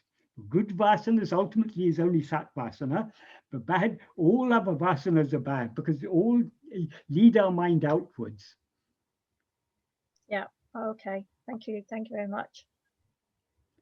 So this is the understanding the nature of ego and the nature of its vasanas is key to understanding. That is, we all have difficulty. Bhagavan says this path of self-investigation, this is the easiest of all paths. But our experience is it's difficult. Why is it difficult? Because of our vasanas. And the vasanas is what? Vasanas are not something other than ourselves that come and trouble us. It's our own likes and dislikes in their seed form, our own inclinations. We are the ones who are inclined to go outwards. So these vasanas are inseparable from ego. Because I was thinking if I found out what they were, that would be a way of getting rid of them. But well, understanding their nature, it is our inclination to attend to things other than ourselves. In other words, our inclination to go outwards. Yeah. That is the Vishaya vasanas. The opposite is Sat vasana, which is the inclination to turn within and subside back into our source. Yeah, that makes sense. Yeah. Okay. That Sat vasana is bhakti. The freedom from Vishaya vasanas is vairagya. That is, the more Vishaya vasanas are weakened, that is called vairagya. So bhakti and vairagya, they're inseparable. Okay. We cannot get we cannot be free from other desires without having love to know what we actually are. Desire is the very nature of ego. So instead of desiring anything else, we should desire just to know and to be what we actually are.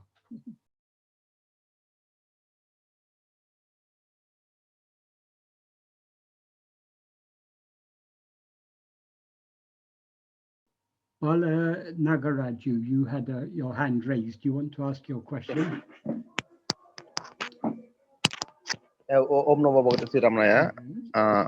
Mr. Michael Guruji, pranam to you.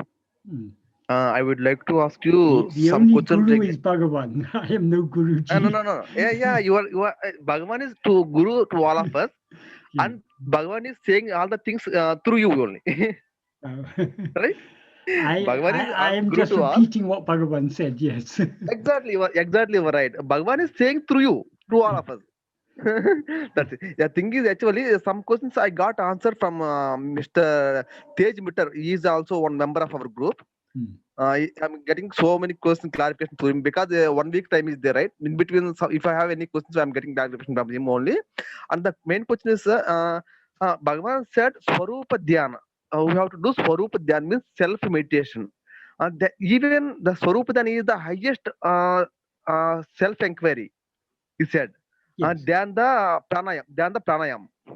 He Yes. said Swarupa Dhyan. What is the meaning of the Swarupa Dhyan?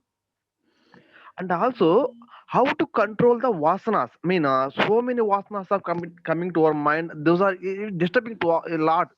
Because Bhagavan said, still ideal. Don't depend on any thoughts. Don't. If the thought comes, let it go. But the thoughts is disturbing our mind while chanting Bhagavan, while repeating the name of the God. So Right. I want to put those thoughts away from me because I want to do the thing what Bhagavan said. I want to follow. I want to get the self. And also last time when I talked to you, you told me that you do self inquiry. I mean, investigating on I and self surrender. I'm practicing in the both the things. But even still now, also I'm not getting clarification on to both of those two things. Of course, I'm doing sadhana. I'm practicing regularly. I'm doing. Yesterday, I got this question from who am I also on book is there, right?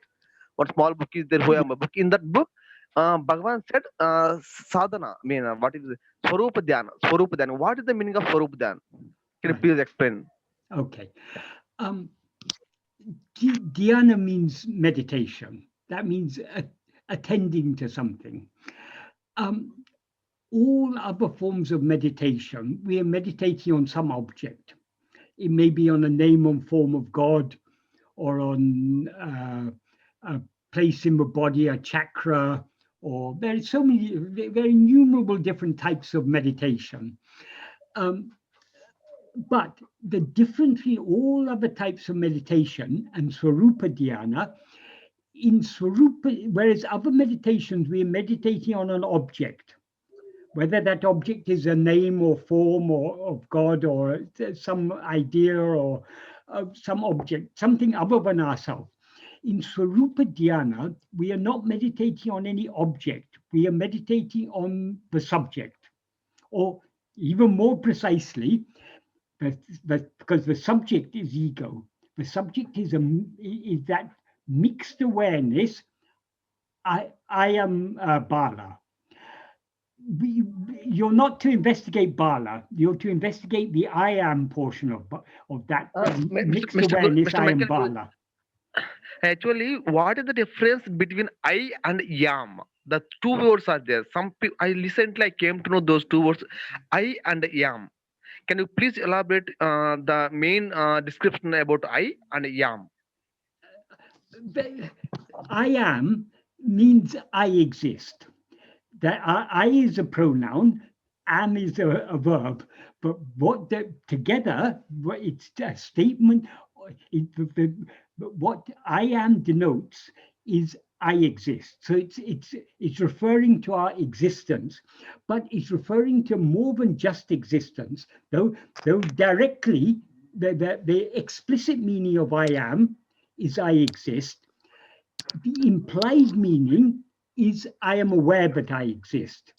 Because if you say about any other thing, if you say it is about some object, about a table or a chair or a computer or something, because it's an object, you are the one who is aware of it. It is not aware of itself.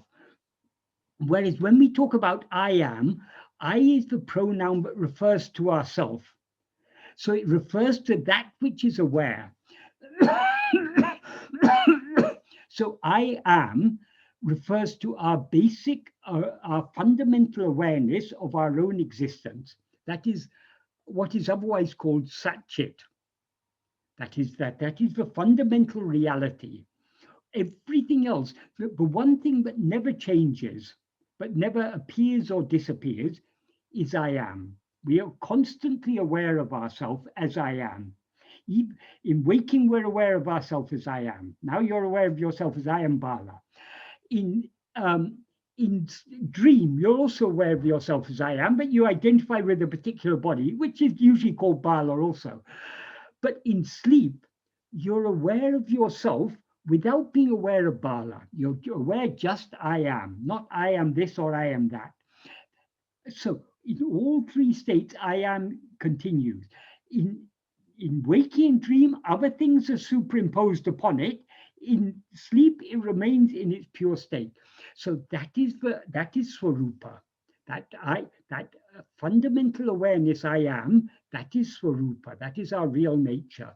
So we are trying to meditate just on that I am. That doesn't mean on the words I am, but what do those words denote? Those words refer to ourself.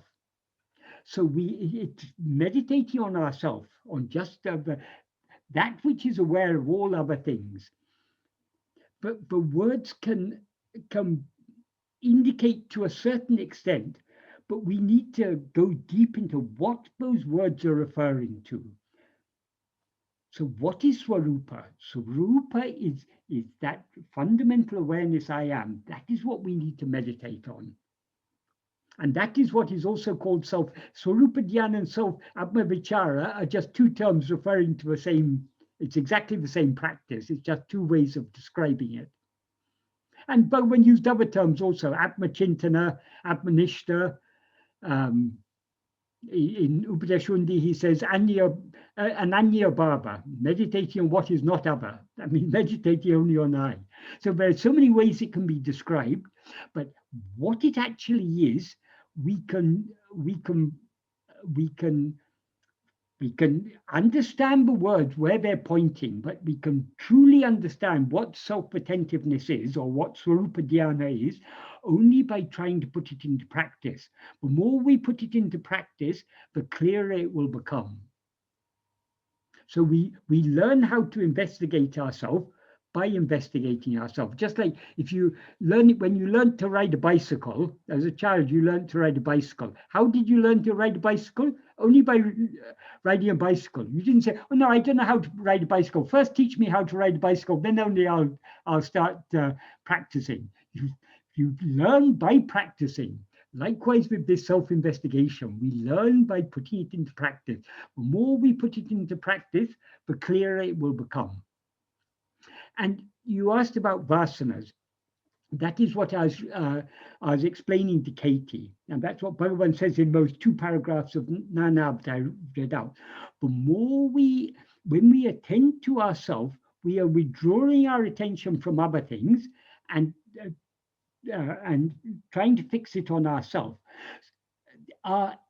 The vāsanās, the Vishaya vāsanās, are our inclination to attend to other things.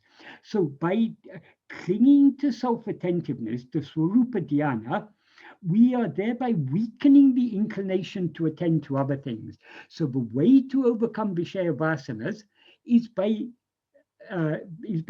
this practice of Swarupa Dhyana, self-attentiveness or self-investigation. Yeah, thank you, Mr. Michael Guruji. Thank you. Right. Okay. Yeah, thanks. Manik, I'll answer your question, or Mary Jo, and then Manik, I'll answer your questions and after answering one more email. That is someone who wanted to remain anonymous has asked me several questions. The first one is, please can I ask in relation to what Michael said about Bhagavan being lowest of low, made him highest of the high. That's something Sadhuam often used to say. Oh, I think even Bhagavan said that about God. But God how God became worthy to be worshipped by all the world, because he considers himself to be the lowest of the low, he is thereby worthy to be worshipped as the highest of the high. And Sadhuam also used to say about Bhagavan, that Bhagavan was the humblest of the humble. And that's why we recognize him as the highest of the highest. So it's only by the more ego subsides, the more we are elevated. We are thereby elevated. We means not this person, but what we actually are. So the question is, Please, can you explain what this means in more detail? Is it about developing humility and accepting the role of being less important than others? How could we apply this in daily life? And would this enable us to be less defensive in conversations? Yes. Yes, it's all about humility. That is, what is humility? We can, if we want to summarize the whole of Bhagavan's teachings in one word, we can say humility. That's what Bhagavan's teachings are all about. But what is humility? Humility means subsidence of ego. The more ego subsides, the more humble we are.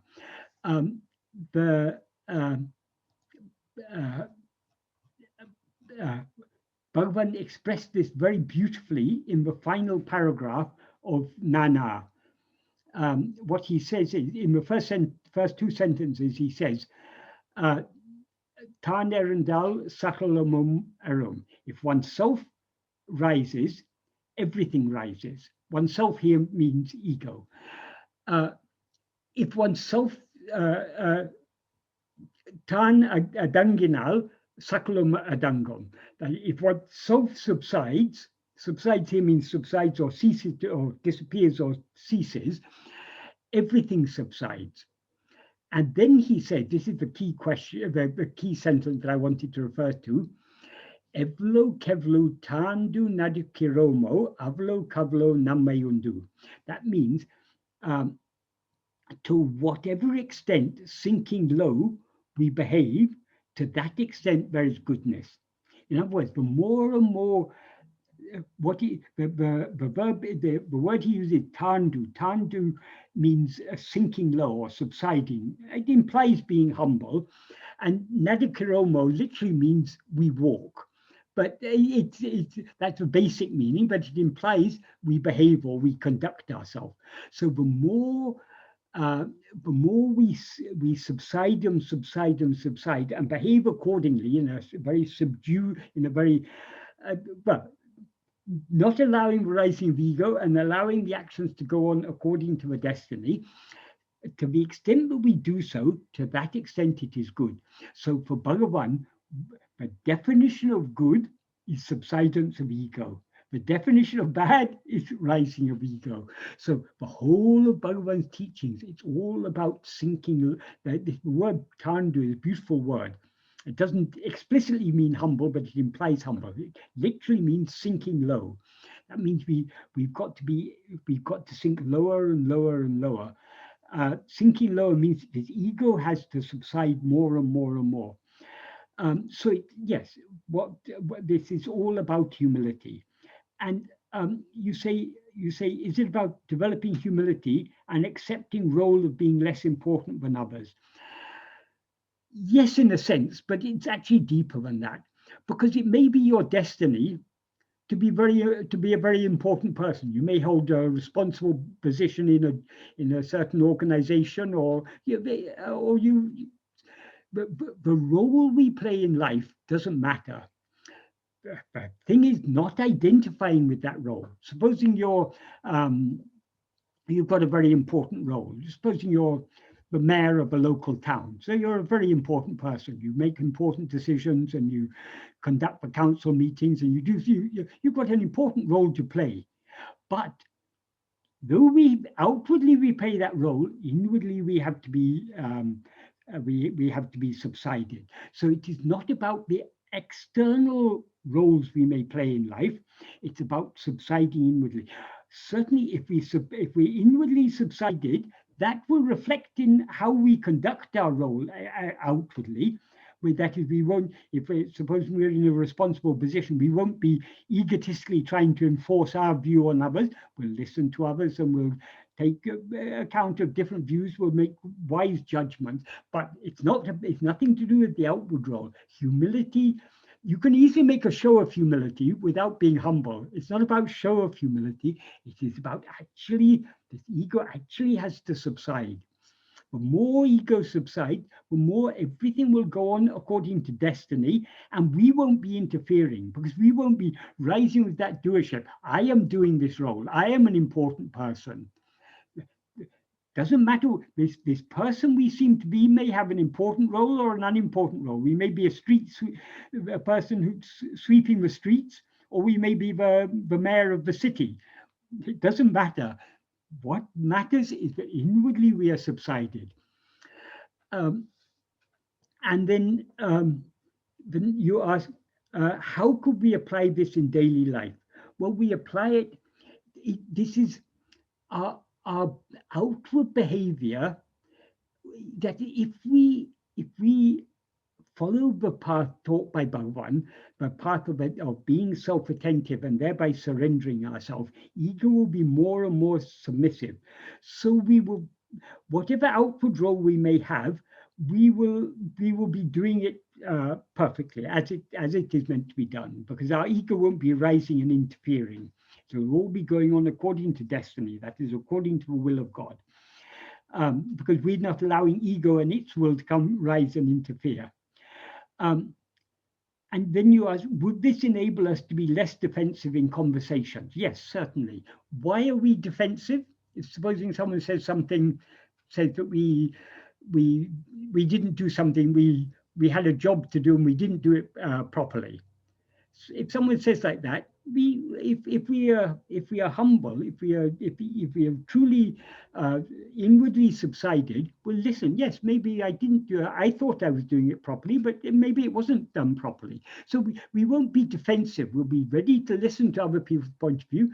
Sometimes they may say things which are completely unfair, completely unjustified. But it happens to all of us sometimes in life. We're accused of doing things that we haven't done, or what we've done has been misinterpreted. This can happen, but we won't be defensive, because everyone is entitled to their own view. In my view, what I've done is what I did was with good intention, and I didn't intend to harm anyone. If someone else thinks I did it with malice or something, they're entitled to their view. We won't be concerned, because when we are defensive, we are defensive only when we identify ourselves with a certain person. I am Michael, or I am whoever. If people say bad things about Michael, if my identification with Michael is strong, I will naturally feel defensive when people say that. But if I'm turning my attention within and subduing this ego, okay, let them find fault with Michael. Michael, it's no concern of mine, because I don't identify myself with Michael. So definitely, the more humble we are, the more we sink low, the less we will feel any need to be defensive about whatever the circumstances may be. So I hope that adequately answers that. And then there were two other questions related. This says, in relation to the discussion in the last satsang, what is the difference between aloneness and loneliness? Yes, I think this is referring to, there was one lady who had asked some questions in the last meeting, and she was saying about how her friends think she shouldn't be following Bhagavan's path. They think she's not the person she used to be and everything. She was saying like that, so it's referring to that. And she said she feels very alone, but she's not. I can't remember exactly what was said, but anyway, a distinction was made either by me or by her between aloneness and loneliness. Loneliness is when we're alone, we can be perfectly happy being on our own. Or we can feel, oh, I'm all on my own, that nobody cares for me. That is, loneliness is an emotional response to the condition of being alone. If we are happy with our own company, if we are not seeking friends, if we are on our own, we won't be perturbed by it. But many people, they want to have friends. It's very important to them to have friends. So when they have no friends, they naturally feel very lonely, very isolated. I mean, this happens a lot. I mean, many people, for example, in this pandemic have been experiencing loneliness because they live on their own, and in normal times, they have their circle of friends they can go and meet and everything, or they have certain activities that help them to overcome that feeling of loneliness. But when you're in a lockdown and you're all on your own, some people have been suffering terrible loneliness. And it's also happens often nowadays with elderly people. Often older people live on their own. They may have been happily married for many years and then they're widowed. The husband or wife may have passed away and the children may be living far away. And they're all on their own and they feel terrible loneliness. But that is, loneliness arises only when we have a desire to be in other people's company. If we're content with our own company, there's no need for loneliness. So on this spiritual path, if we're really following the spiritual path, we won't feel lonely even when we're alone. So she said, the lady speaking seemed to be content despite her friends' opinions and leaving her, as she had Bhagavan. Yes, we've always got a companion. That is, if at times we feel lonely, let us remember Bhagavan is always with us. Bhagavan is always shining in our heart as eye. So if we are intent on following his path, we need never feel lonely because we're constantly remembering that he is there shining in our heart as eye, and we're trying to turn our attention back within. And then she asked, is it about developing faith? Do you feel, is it that you feel less reliant or dependent on external reassurances? Yes, the more we have trust in Bhagavan, the more we trust in Bhagavan's teachings, the more we believe that he is that which is always shining in our heart as eye, and he is guiding us back to himself. The more faith we have in that, naturally, the less we will tend to feel lonely. And if we are following Bhagavan's path, and we won't feel dependent on external reassurances. We won't need the assurance of other people. So I hope that adequately answers that question. Now, Mary Jo, you've got your hand raised. Okay, hi. My question is to do with karma, actions and effects, and our puraṇava, and how every time this comes up, and I listen to a lot of the videos, and I hear that Bhagavan can handpick from our bank of effects from our previous actions, and he will do this in our life to, I guess, help our journey. I keep on things come to my mind, such as, there's separation or there's control there, or, and then I also think about my true nature. It's the same as Bhagavan and God. The nature is the same. So if we're saying that Bhagavan, if Bhagavan is doing these things, if we are the same true nature, isn't it my true nature that is handpick? I don't know, it's kind of hard for me to explain, but I think I understand what you're saying. The thing is, karma and its fruits, this is all on the level of ego. When we rise as ego, we seem to be separate from Bhagavan. Bhagavan is actually our real nature. Bhagavan is what we actually are. He is that which is always shining in our heart as eye. But having risen as ego, we now are aware of ourselves, not as that infinite space of pure consciousness. We're aware of ourselves as this finite person, as a small person called Mary Jo or Michael or whoever. So as a small person, we seem to be something other than God. Actually, we're not. What we actually are is only God. But so long as we take ourselves to be this person, we seem to be something different. And it is only when we take ourselves to be a person, in other words, when we rise as ego and identify ourselves with a body, that we do karma. We do actions by body, speech, and mind, and those actions have moral consequences, which are called the fruit of those actions. Those actions don't bear fruit in this lifetime. They get stored in what is called sanchita, which means a heap or pile, and from that, fruit are selected. So who is it who selects the fruit? There we are talking about, we can say God or Bhagavan or whatever. There, God or Bhagavan seems to be something other than ourselves. If we want to understand this a little more deeply, what Bhagavan is actually is our own real nature. And as our own real nature, he loves us as himself. He doesn't see us as a person. He sees us as he is.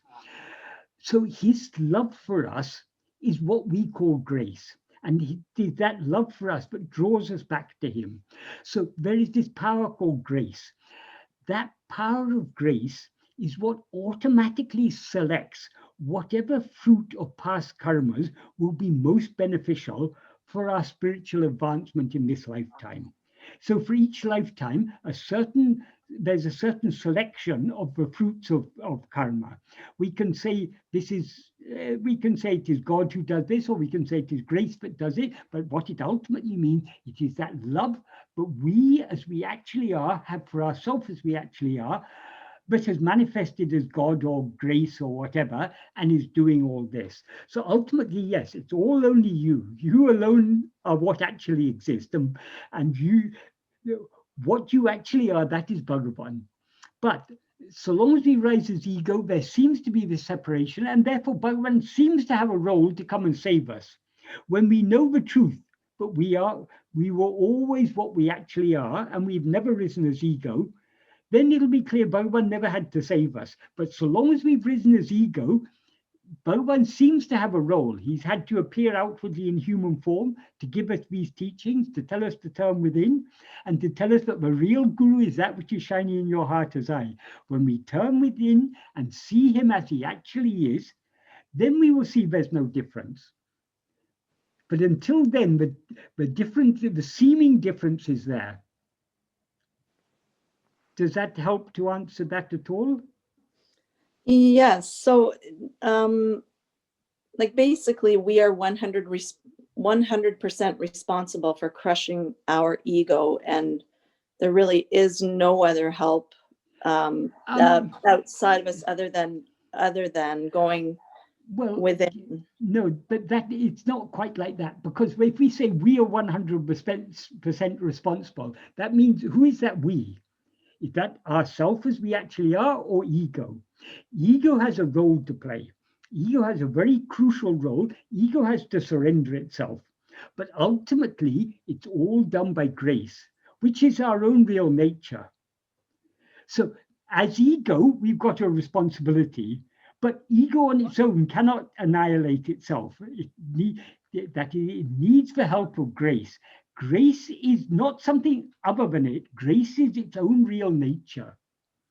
So it's very subtle, but we need to be very, we need to understand that all separation is just an appearance. It seems to exist and it seems to be real so long as we rise as ego.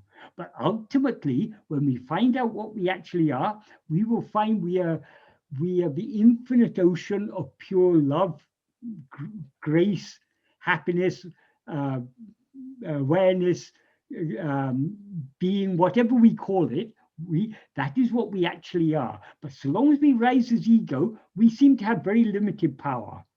And we've limited ourselves in so many ways. So we do need the help of grace.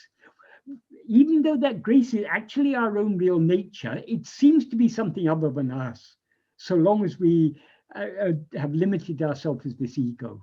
So the help is, we shouldn't, if we feel it's all up to me, meaning this ego, then it seems very helpless. How to overcome all this great Maya that has deluded us. So the help of grace is absolutely essential. Now, grace may seem to be something other than ourselves, but eventually we will find that grace is our own real nature. It is the infinite love that we as we actually are have for ourselves as we actually are. Okay, thank you. Does that help? Yes, thank you very much. Right. Manik, I'll answer your question in a minute. There's one more question to ask from the email, then I'll come to your question. The next question, it's someone who wanted to remain anonymous. It's actually quite a long thing. I will quickly read it. What the person said is, recently I had to speak to someone about my mother's increasingly aggressive behavior to gain support from her spiritual teacher. That means, I think he means he had to speak to the spiritual teacher about his mother's aggressive behavior. I do not follow this group. Some say they are a pseudo doomsday cult. I have seen some evidence of this. Anyhow, I wasn't talking to this woman of spirituality, and I have avoided getting into any debate with her.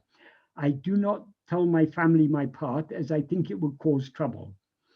So having trouble with my mother, all I said to her teacher was, it seems she is not connecting in her practice as she's acting more and more aggressive. Then the teacher said, God said that those having trouble with people they live with have a severe karmic account with that person. And then he comments in brackets, this is not from any religious scripture, by the way. There's no basis for this knowledge, actually. And I said, well, how would that help me? And she flipped and attacked and said, because Baba said a few things and said, you must pay, with great intensity and vigor. She then started criticizing my past decisions. I told her she was making me feel uncomfortable and she backed off. As I understood what you said before, nobody can say what karma or with whom we hold karma with. Is that correct? And when she said you must pay, this is wrong, is it not? As in, I have a voice too. I shouldn't accept toxic behavior as it can just escalate. As in set healthy boundaries if need be. At times when I can, I turn the other cheek. All I said was that karma is for the jiva and not for me. Well, I was quite shocked by what I felt was a spiritual narcissistic outburst. And I absorbed this energy from her attack. So it goes on quite a bit. I think I've read enough of the story. Yeah, and he comes to this point. My question is, obviously we have limits as we progress. Yes, with investigation in whom is hurt, it helped, and I felt deepened. But if feelings come back and persist, should we try and approach the one that hurt us and voice our opinions? I'm not saying always. A lot more things don't affect me now as much as they used to. But should we stay quiet even when it affects us mentally and physically harms the body? If there's a line, how do we know where to draw the line?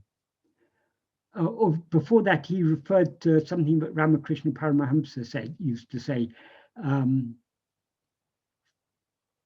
which is quite relevant here.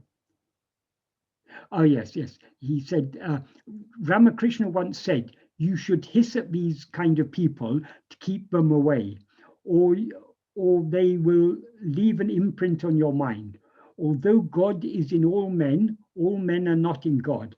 And he advised to avoid these people. I paraphrased a little there. There are two things here. That is, firstly, what should be our attitude to other people's behavior, whether in this case his mother's behavior or his mother's teacher's behavior. And the other is how we should respond. Yes, what he's referring to, what Ramakrishna said, it's a well-known story that Ramakrishna Paramahamsa used to say about a sadhu who came to a village, And the people of the children of the village told him that they were the children, or maybe the goat herds, or anyway, the people of the village, they were very afraid of a certain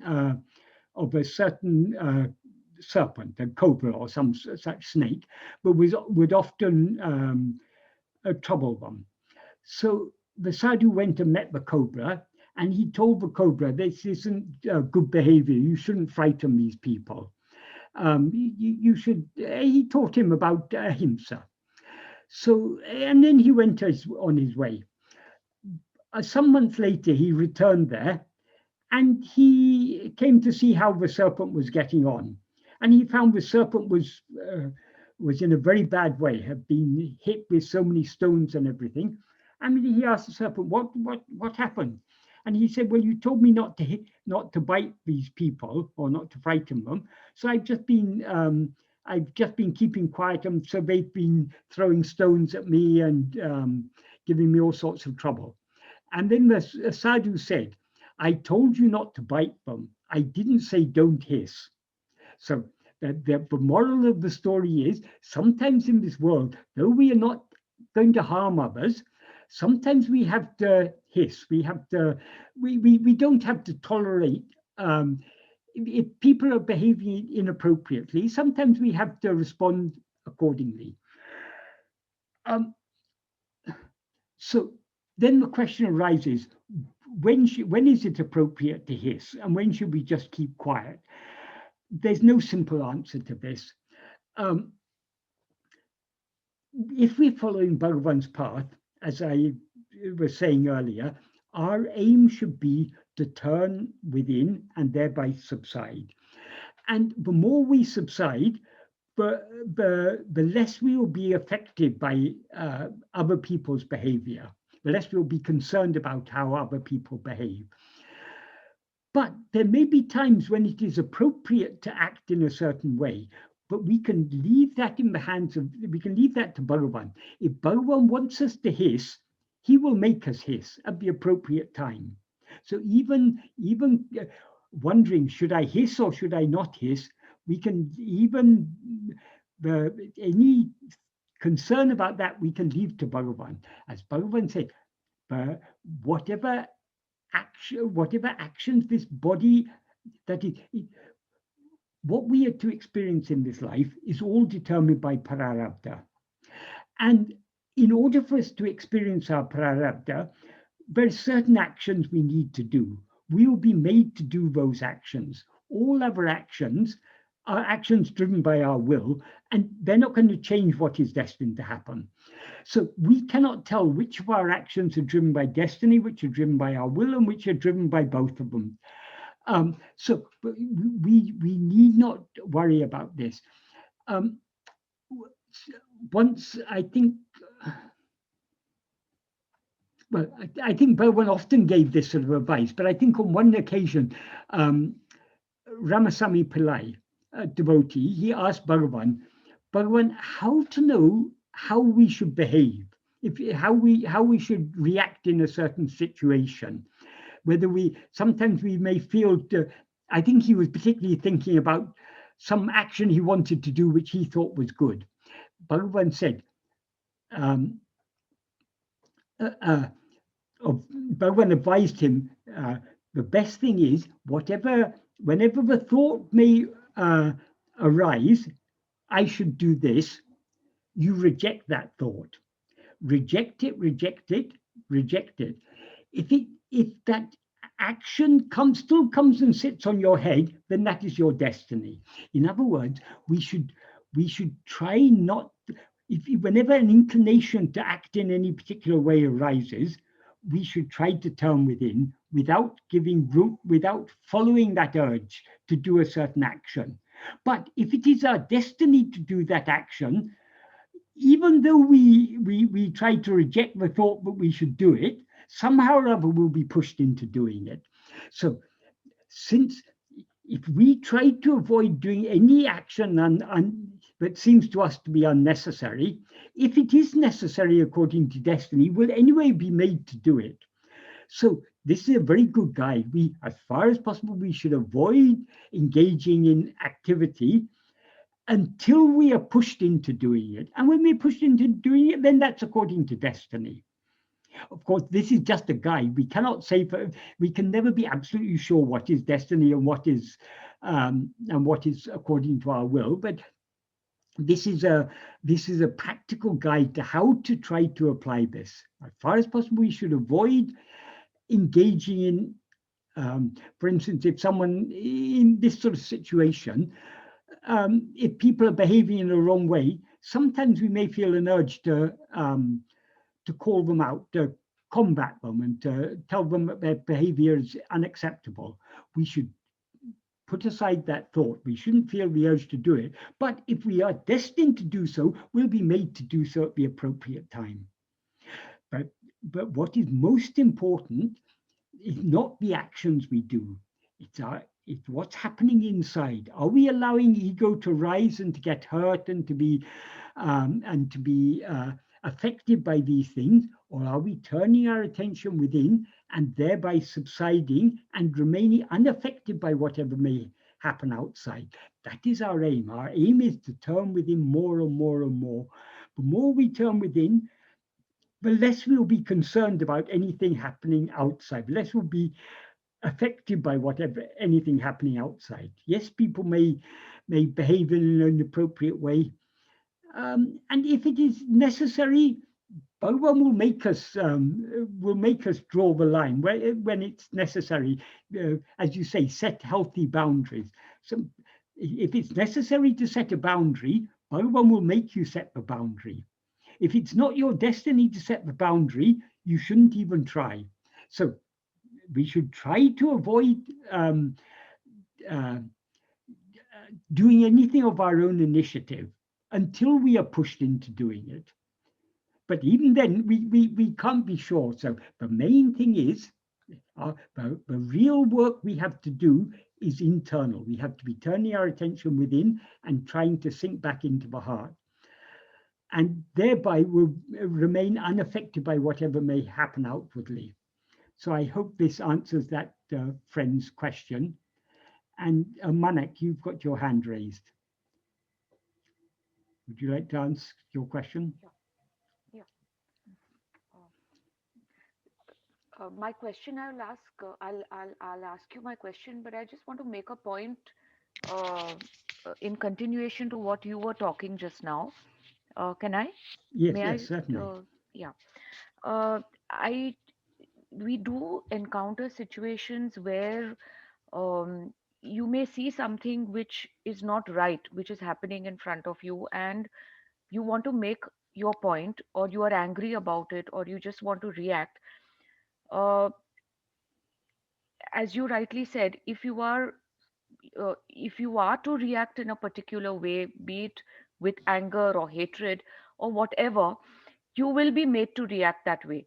But the thing is that maybe we should just make our point of view, but not take delivery of the emotion which would get attached with it, in the sense that anger should not stay with you, and you have reacted just now by making your point of view, and then you just move on instead of going a step further and going back and thinking about it, or staying with that emotion or staying with that anger.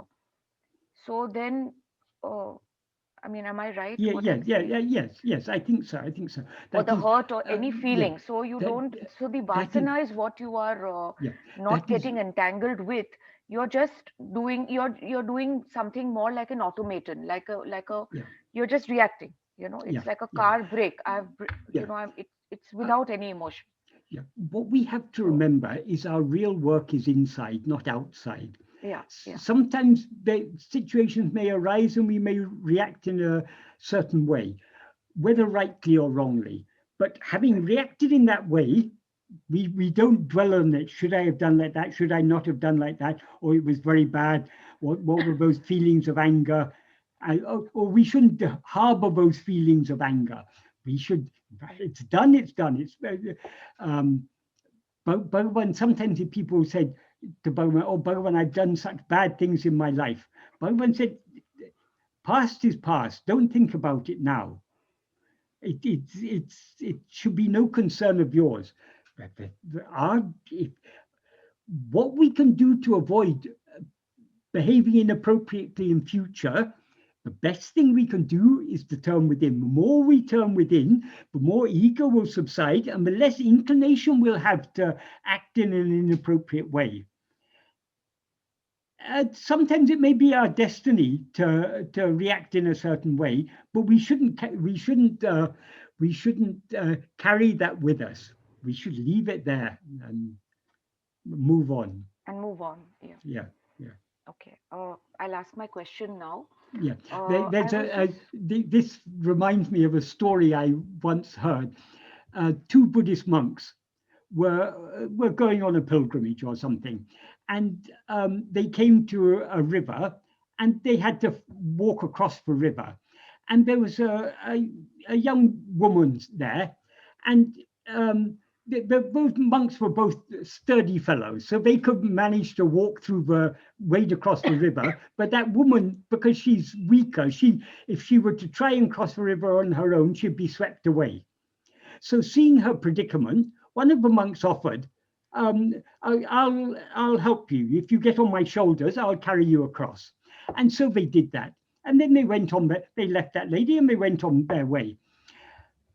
After many hours, that the other sadhu said, the other Buddhist monk said to this one, how could you, you're a monk, how could you do such a thing, carrying a lady on your shoulders? This is very inappropriate behavior for a monk. How could you have agreed to do that? And then the monk who had carried her said, I carried her just across the river and I left her there.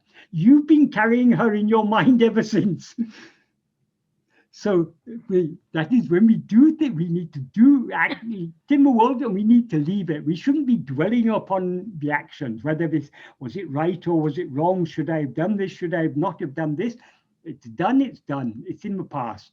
We move on. And how that is, it's very difficult to say what we should do and what we should not do. There's no simple answer. But the main thing that if we are following Bhagavan's path of trying to turn within and thereby surrendering ourselves, that is the way to avoid doing inappropriate actions as much as possible. Because the more we turn within, less ego will rise. Less ego rises, the less it will be driven by its will to act according to its own likes and dislikes. And therefore, the more its actions will be whatever actions are done by the body, speech, and mind will only be according to destiny. So, as I say, the main thing is we need to turn within, and that should be our focus. Otherwise, we can go on debating with ourselves whether we should behave like this, whether we should behave like that. Is this the appropriate way in such and such a situation, whether we should do this or that? It's useless thinking all these thoughts. What is to happen is going to happen. What is not going to happen is not going to happen. Bhagavan has made that very clear. So our only concern should be trying to turn within.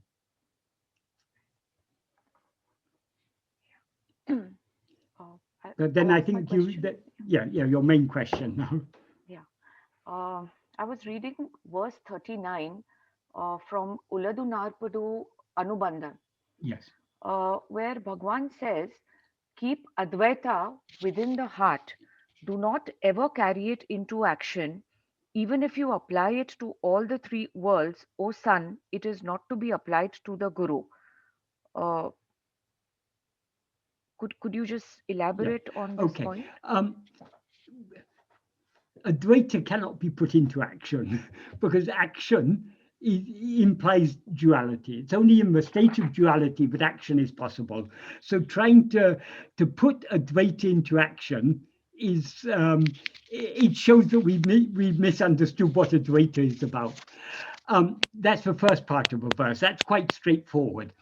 The second part of a verse, this incidentally is a verse that Bhagavan translated. It's not an original verse of Bhagavan. I think it comes from a work called Tattva Upadēśa, that is a work attributed to Adi Shankara. But what the second part means, that is, it's appropriate to, even if you apply it in the three worlds, what the three worlds means, Brahma Loka, Vishnu Loka, and Shiva Loka. That the implication is, even if you go to Brahma Loka and say to Brahma, you and I are one, or go to Vishnu Loka and say to Vishnu, you and I are one, or go to Shiva Loka and say to Shiva, you and I are one, you should never. That's so, well, it's not encouraged, but even if that's acceptable, it is never acceptable to go to Guru and say you and I are one. There's a reason for this. That is, what is the function of Brahma? Brahma's function is creating the world. Yes, we can claim I am Brahma, because every day when I wake up in the morning, I project this whole world. If this world is a dream, then ego is Brahma. And what is the role of Vishnu? Sustaining it. Ego is also sustaining this appearance. So long as we're looking outwards, we're sustaining the world appearance. And when we get tired of this, we go to sleep. We are then fulfilling the role of Shiva, which is destroying the world. So we can claim, yes, I'm performing the functions of Brahma, Vishnu, and Shiva. Therefore, I can claim to be one with them. But what is the function of Guru? The function of Guru is removing that ajnana, which is the base for the appearance of creation, sustenance, and destruction. That ego can never do, because ego is itself that ajnana. So as ego, we should never go to Guru and say, you and I are one. That is the implication there. There's so many places where it is said in so many ways in old texts, but Guru is above even the Trimurtis, even above all gods, because the Guru is the ultimate role. I mean, the role of Guru is the ultimate of destroying ajnana, destroying maya, that which is the basis of the appearance of all this. In other words, ego.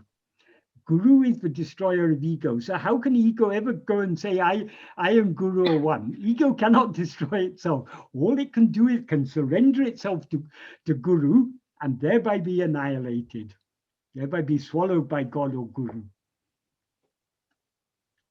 Does that answer that adequately? No, my understanding, yeah, it kind of does. The three worlds part I have kind of understood, but I just want to know whether I was thinking right. Is when Bhagavan said that keep Advaita within the heart and do not ever carry it into action. Is he trying? Was he meaning that, you know, when we start reading up on Advaita, or we start practicing self-inquiry, and when we start saying that, not saying, we are moving towards understanding that I am the self, I am God. But now if I am thinking I am God in an academic fashion, I cannot see that same God in somebody else. I mean, something similar to what you already discussed in today's session, where I think somebody mentioned that we are not able to, you know, see God in others also, before we are able to see it within ourselves. So, is Bhagavan trying to say that do not, in a theoretical manner or in an academic fashion, say everybody is equal or everything is equal? Is that what he is trying to say? Until you actually have annihilated your ego completely, because once that happens, you are not there anymore. So there is no question of really practicing it, because otherwise what normally happens is it takes a very moralistic, talking about equality and things like that. It is a very moralistic thing, which religions are, can I say, piggybacking on, when we are talking Yeah, about yeah. Advaita. Yeah. There's no, we can't limit the meaning of these verses. I can't say, no, that's the wrong way of interpreting it, because there's the basic interpretation that Advaita cannot be put into action. But we can apply that, we can understand that in various different ways. So if that is what the verse says to you, that is also appropriate. That is, that is, these verses are very deep in meaning, and they can different levels or different layers of meaning can come out in different circumstances. Sometimes there may be a verse, for example, we're very familiar with, and we take a certain meaning from it. And then suddenly in a certain circumstance in our life, we see altogether not a different meaning, but a fresh meaning, a fresh depth of meaning in that. So I certainly wouldn't say what you said is wrong, but the basic idea is that Advaita, if we want to experience Advaita, so long as we're looking outwards, we're seeing duality. There's subject and object. So Advaita, only when the subject turns within and merges back into the heart, do we truly experience Advaita. Trying to apply it in action is meaningless. But from that, you can draw other meanings like you've just done. Yeah, okay. Thank you. Michael, did you want to continue a bit longer? Well, there's just one more person had their hand up. I think let's make Kieran's question the last one. And just before that, it was just in case this is of interest, it just reminded me of the story I remember between Ramana Maharshi and somebody actually asking this question somewhere in the conversations. And people would break these coconuts and pour the water on him. Obviously he'd freeze. And I think it was in that sort of context, he sort of mentioned that, look, sort of when you're in this world, you don't take that Advaita point of view. There is this practicality, the body feels cold and so on and so forth. It's a bit like that business about, this happens so often in India, that there's a storm, or you have to cross the river and so on, and you're sitting there, and God is going to take care of all this, or everything is one. There's a scorpion, and that's also God, so you don't have to do anything. But the thing is that you've got all the means. Which are God-given, so to speak, to do what's required in any situation. And in that sense, it is not Advaita, As Ramakrishna Paramahamsa said, that God exists even in the tiger, but you shouldn't go and embrace the tiger for that reason. There is a practical knowledge. Sensibility. That is, so long as we see differences, we should behave appropriately according to the differences. So, Kieran, would you like to ask your question? Hi, Michael. Yes, can you hear me? Yes. Okay. So I'll just take 1 minute. I was listening to one of your meetings last week.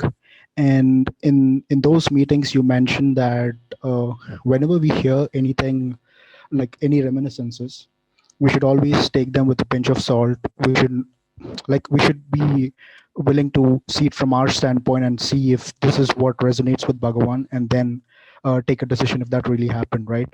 Yes. So in relation to that, I have one question that is basically on Arunachala. So I was reading this reminiscences, and it's written that in one of these incidences, while Bhagavan was walking up the hill with someone else, he picked up a small pebble from the way, and he showed it to this person, and he mentioned that Arunachala is truly Shiva himself, and as we identify ourselves with this physical body, Shiva, out of his compassion for us, chose to identify himself with this hill. And like he also in another occasion he mentioned like other holy places like Kashi and Kailash, Chittambaram, etc. are abodes of Shiva, whereas Arunachala is Shiva himself. So is it that like Bhagavan did mention Yes, this? I think so. I think that story about him picking up the stone, I think he said someone from abroad has written asking for a stone from the most holy part of the hill. The whole hill is holy. Just like we identify our body as I, Shiva identifies this hill as I. Out of his, but we identify the body as I out of ignorance. Out of his compassion for us, he has taken this body as himself. Okay. So Bhagavan, I think on a number of occasions, Bhagavan said words to that effect. And particularly that thing about Kailash and other places are the abodes of Shiva, whereas this hill is Sakshat Shiva Swarupa. This is the Adi Lingua Swarupa. This hill is Shiva himself. Okay. And in Uڵḷadu Nāṛpadu Anubandham, in 11th verse, there's this one thing. I don't know if Bhagavan, I don't know if Uڵḷadu Nāṛpadu was actually composed by Bhagavan or Morgana composed it. Sorry, I'm not hearing you very clearly. So there's this Uڵḷadu Nāṛpadu, right? Uڵḷadu Nāṛpadu Anubandham. Yes. I'm sure that Uڵḷadu Nāṛpadu was composed by Bhagavan, but I'm not aware whether Uڵḷadu Nāṛpadu Anubandham was composed by Bhagavan or not, because there's this one verse, I think verse 11, where he says to the effect that the body is not high because it's like a earthen pot, and Yes. when you actually investigate and look within what this eye is, and where the place where it dissolves is the place where Lord Shiva of Arunachala rises above. I think he says something to this effect. Yes. I'm not sure if this was something that Bhagavan composed or if Yes. it was Well, by Morgana. Uڵḷadu Nāṛpadu Anubandham is a mixture of verses that Bhagavan, original verses by Bhagavan and verses that he translated. All the verses are composed by Bhagavan. The majority of them are translations from other texts, and some were verses that he wrote, original verses by Bhagavan. This verse you're referring to is verse 10 of Uڵḷadu Nāṛpadu Anubandham. It is Bhagavan composed that. I think he first composed it in Sanskrit and later translated it in Tamil. Yes, that is the main point of that verse. That is the fundamental principle of Advaita is said to be dēhaṅ, ṇāhañ, kōhaṅ, sōham. Dēhaṅ, ṇāhañ means this body is not I. Kōhaṅ, who am I? Sōham, I am he, or he is I. So taking those four words as the first word of each line, he composed this verse. So in the first two lines, he explains why this body is not I. It is like a pot, he says, and it doesn't shine as I, and in sleep it doesn't exist. So therefore this body is not I.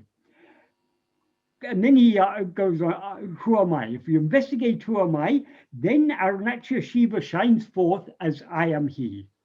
That is, it's not, he makes it clear there, that experience I am he, it's not the ego that experiences I am he. That is when we investigate who am I and ego is there by subsides, then what shines forth as I am he, that is Arunachala Shiva.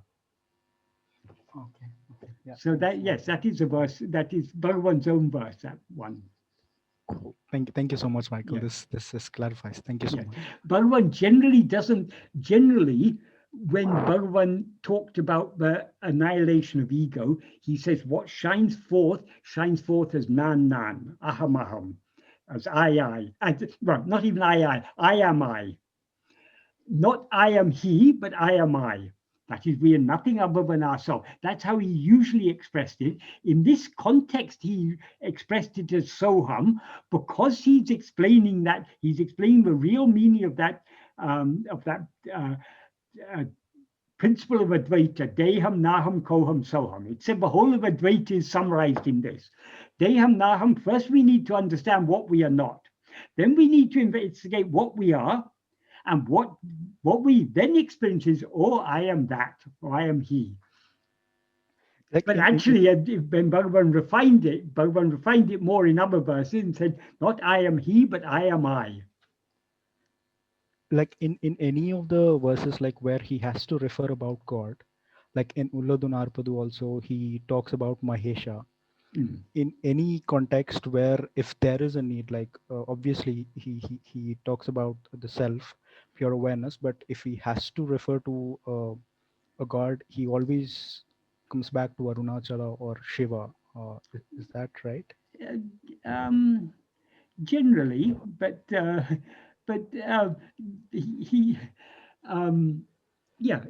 generally, because Arunachala, I mean, he is Arunachala is his guru, his God, his everything.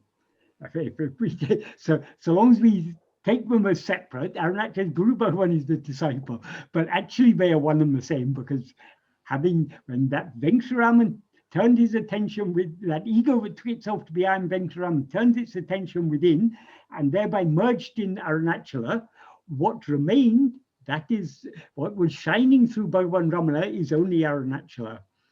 So the Bhagavan's close affinity with Arunachala, nobody can, I mean, it's we all know that. So generally, yes, he often referred to Arunachala. In this is one case, he refers to Arunachala śivavibhu. And in the, I think the last verse of Āṉma-Viddai, Ayayati Sulpam. So extremely easy is Āṇma-Viddai. In the last verse of that song, he says Anamalai enanma. That means Atma, which is called Anamalai, or Anamalai myself. It can be taken either way. N can be taken as which is called, or it can also be taken as my. So what we actually are, our real nature, that is Arunachala.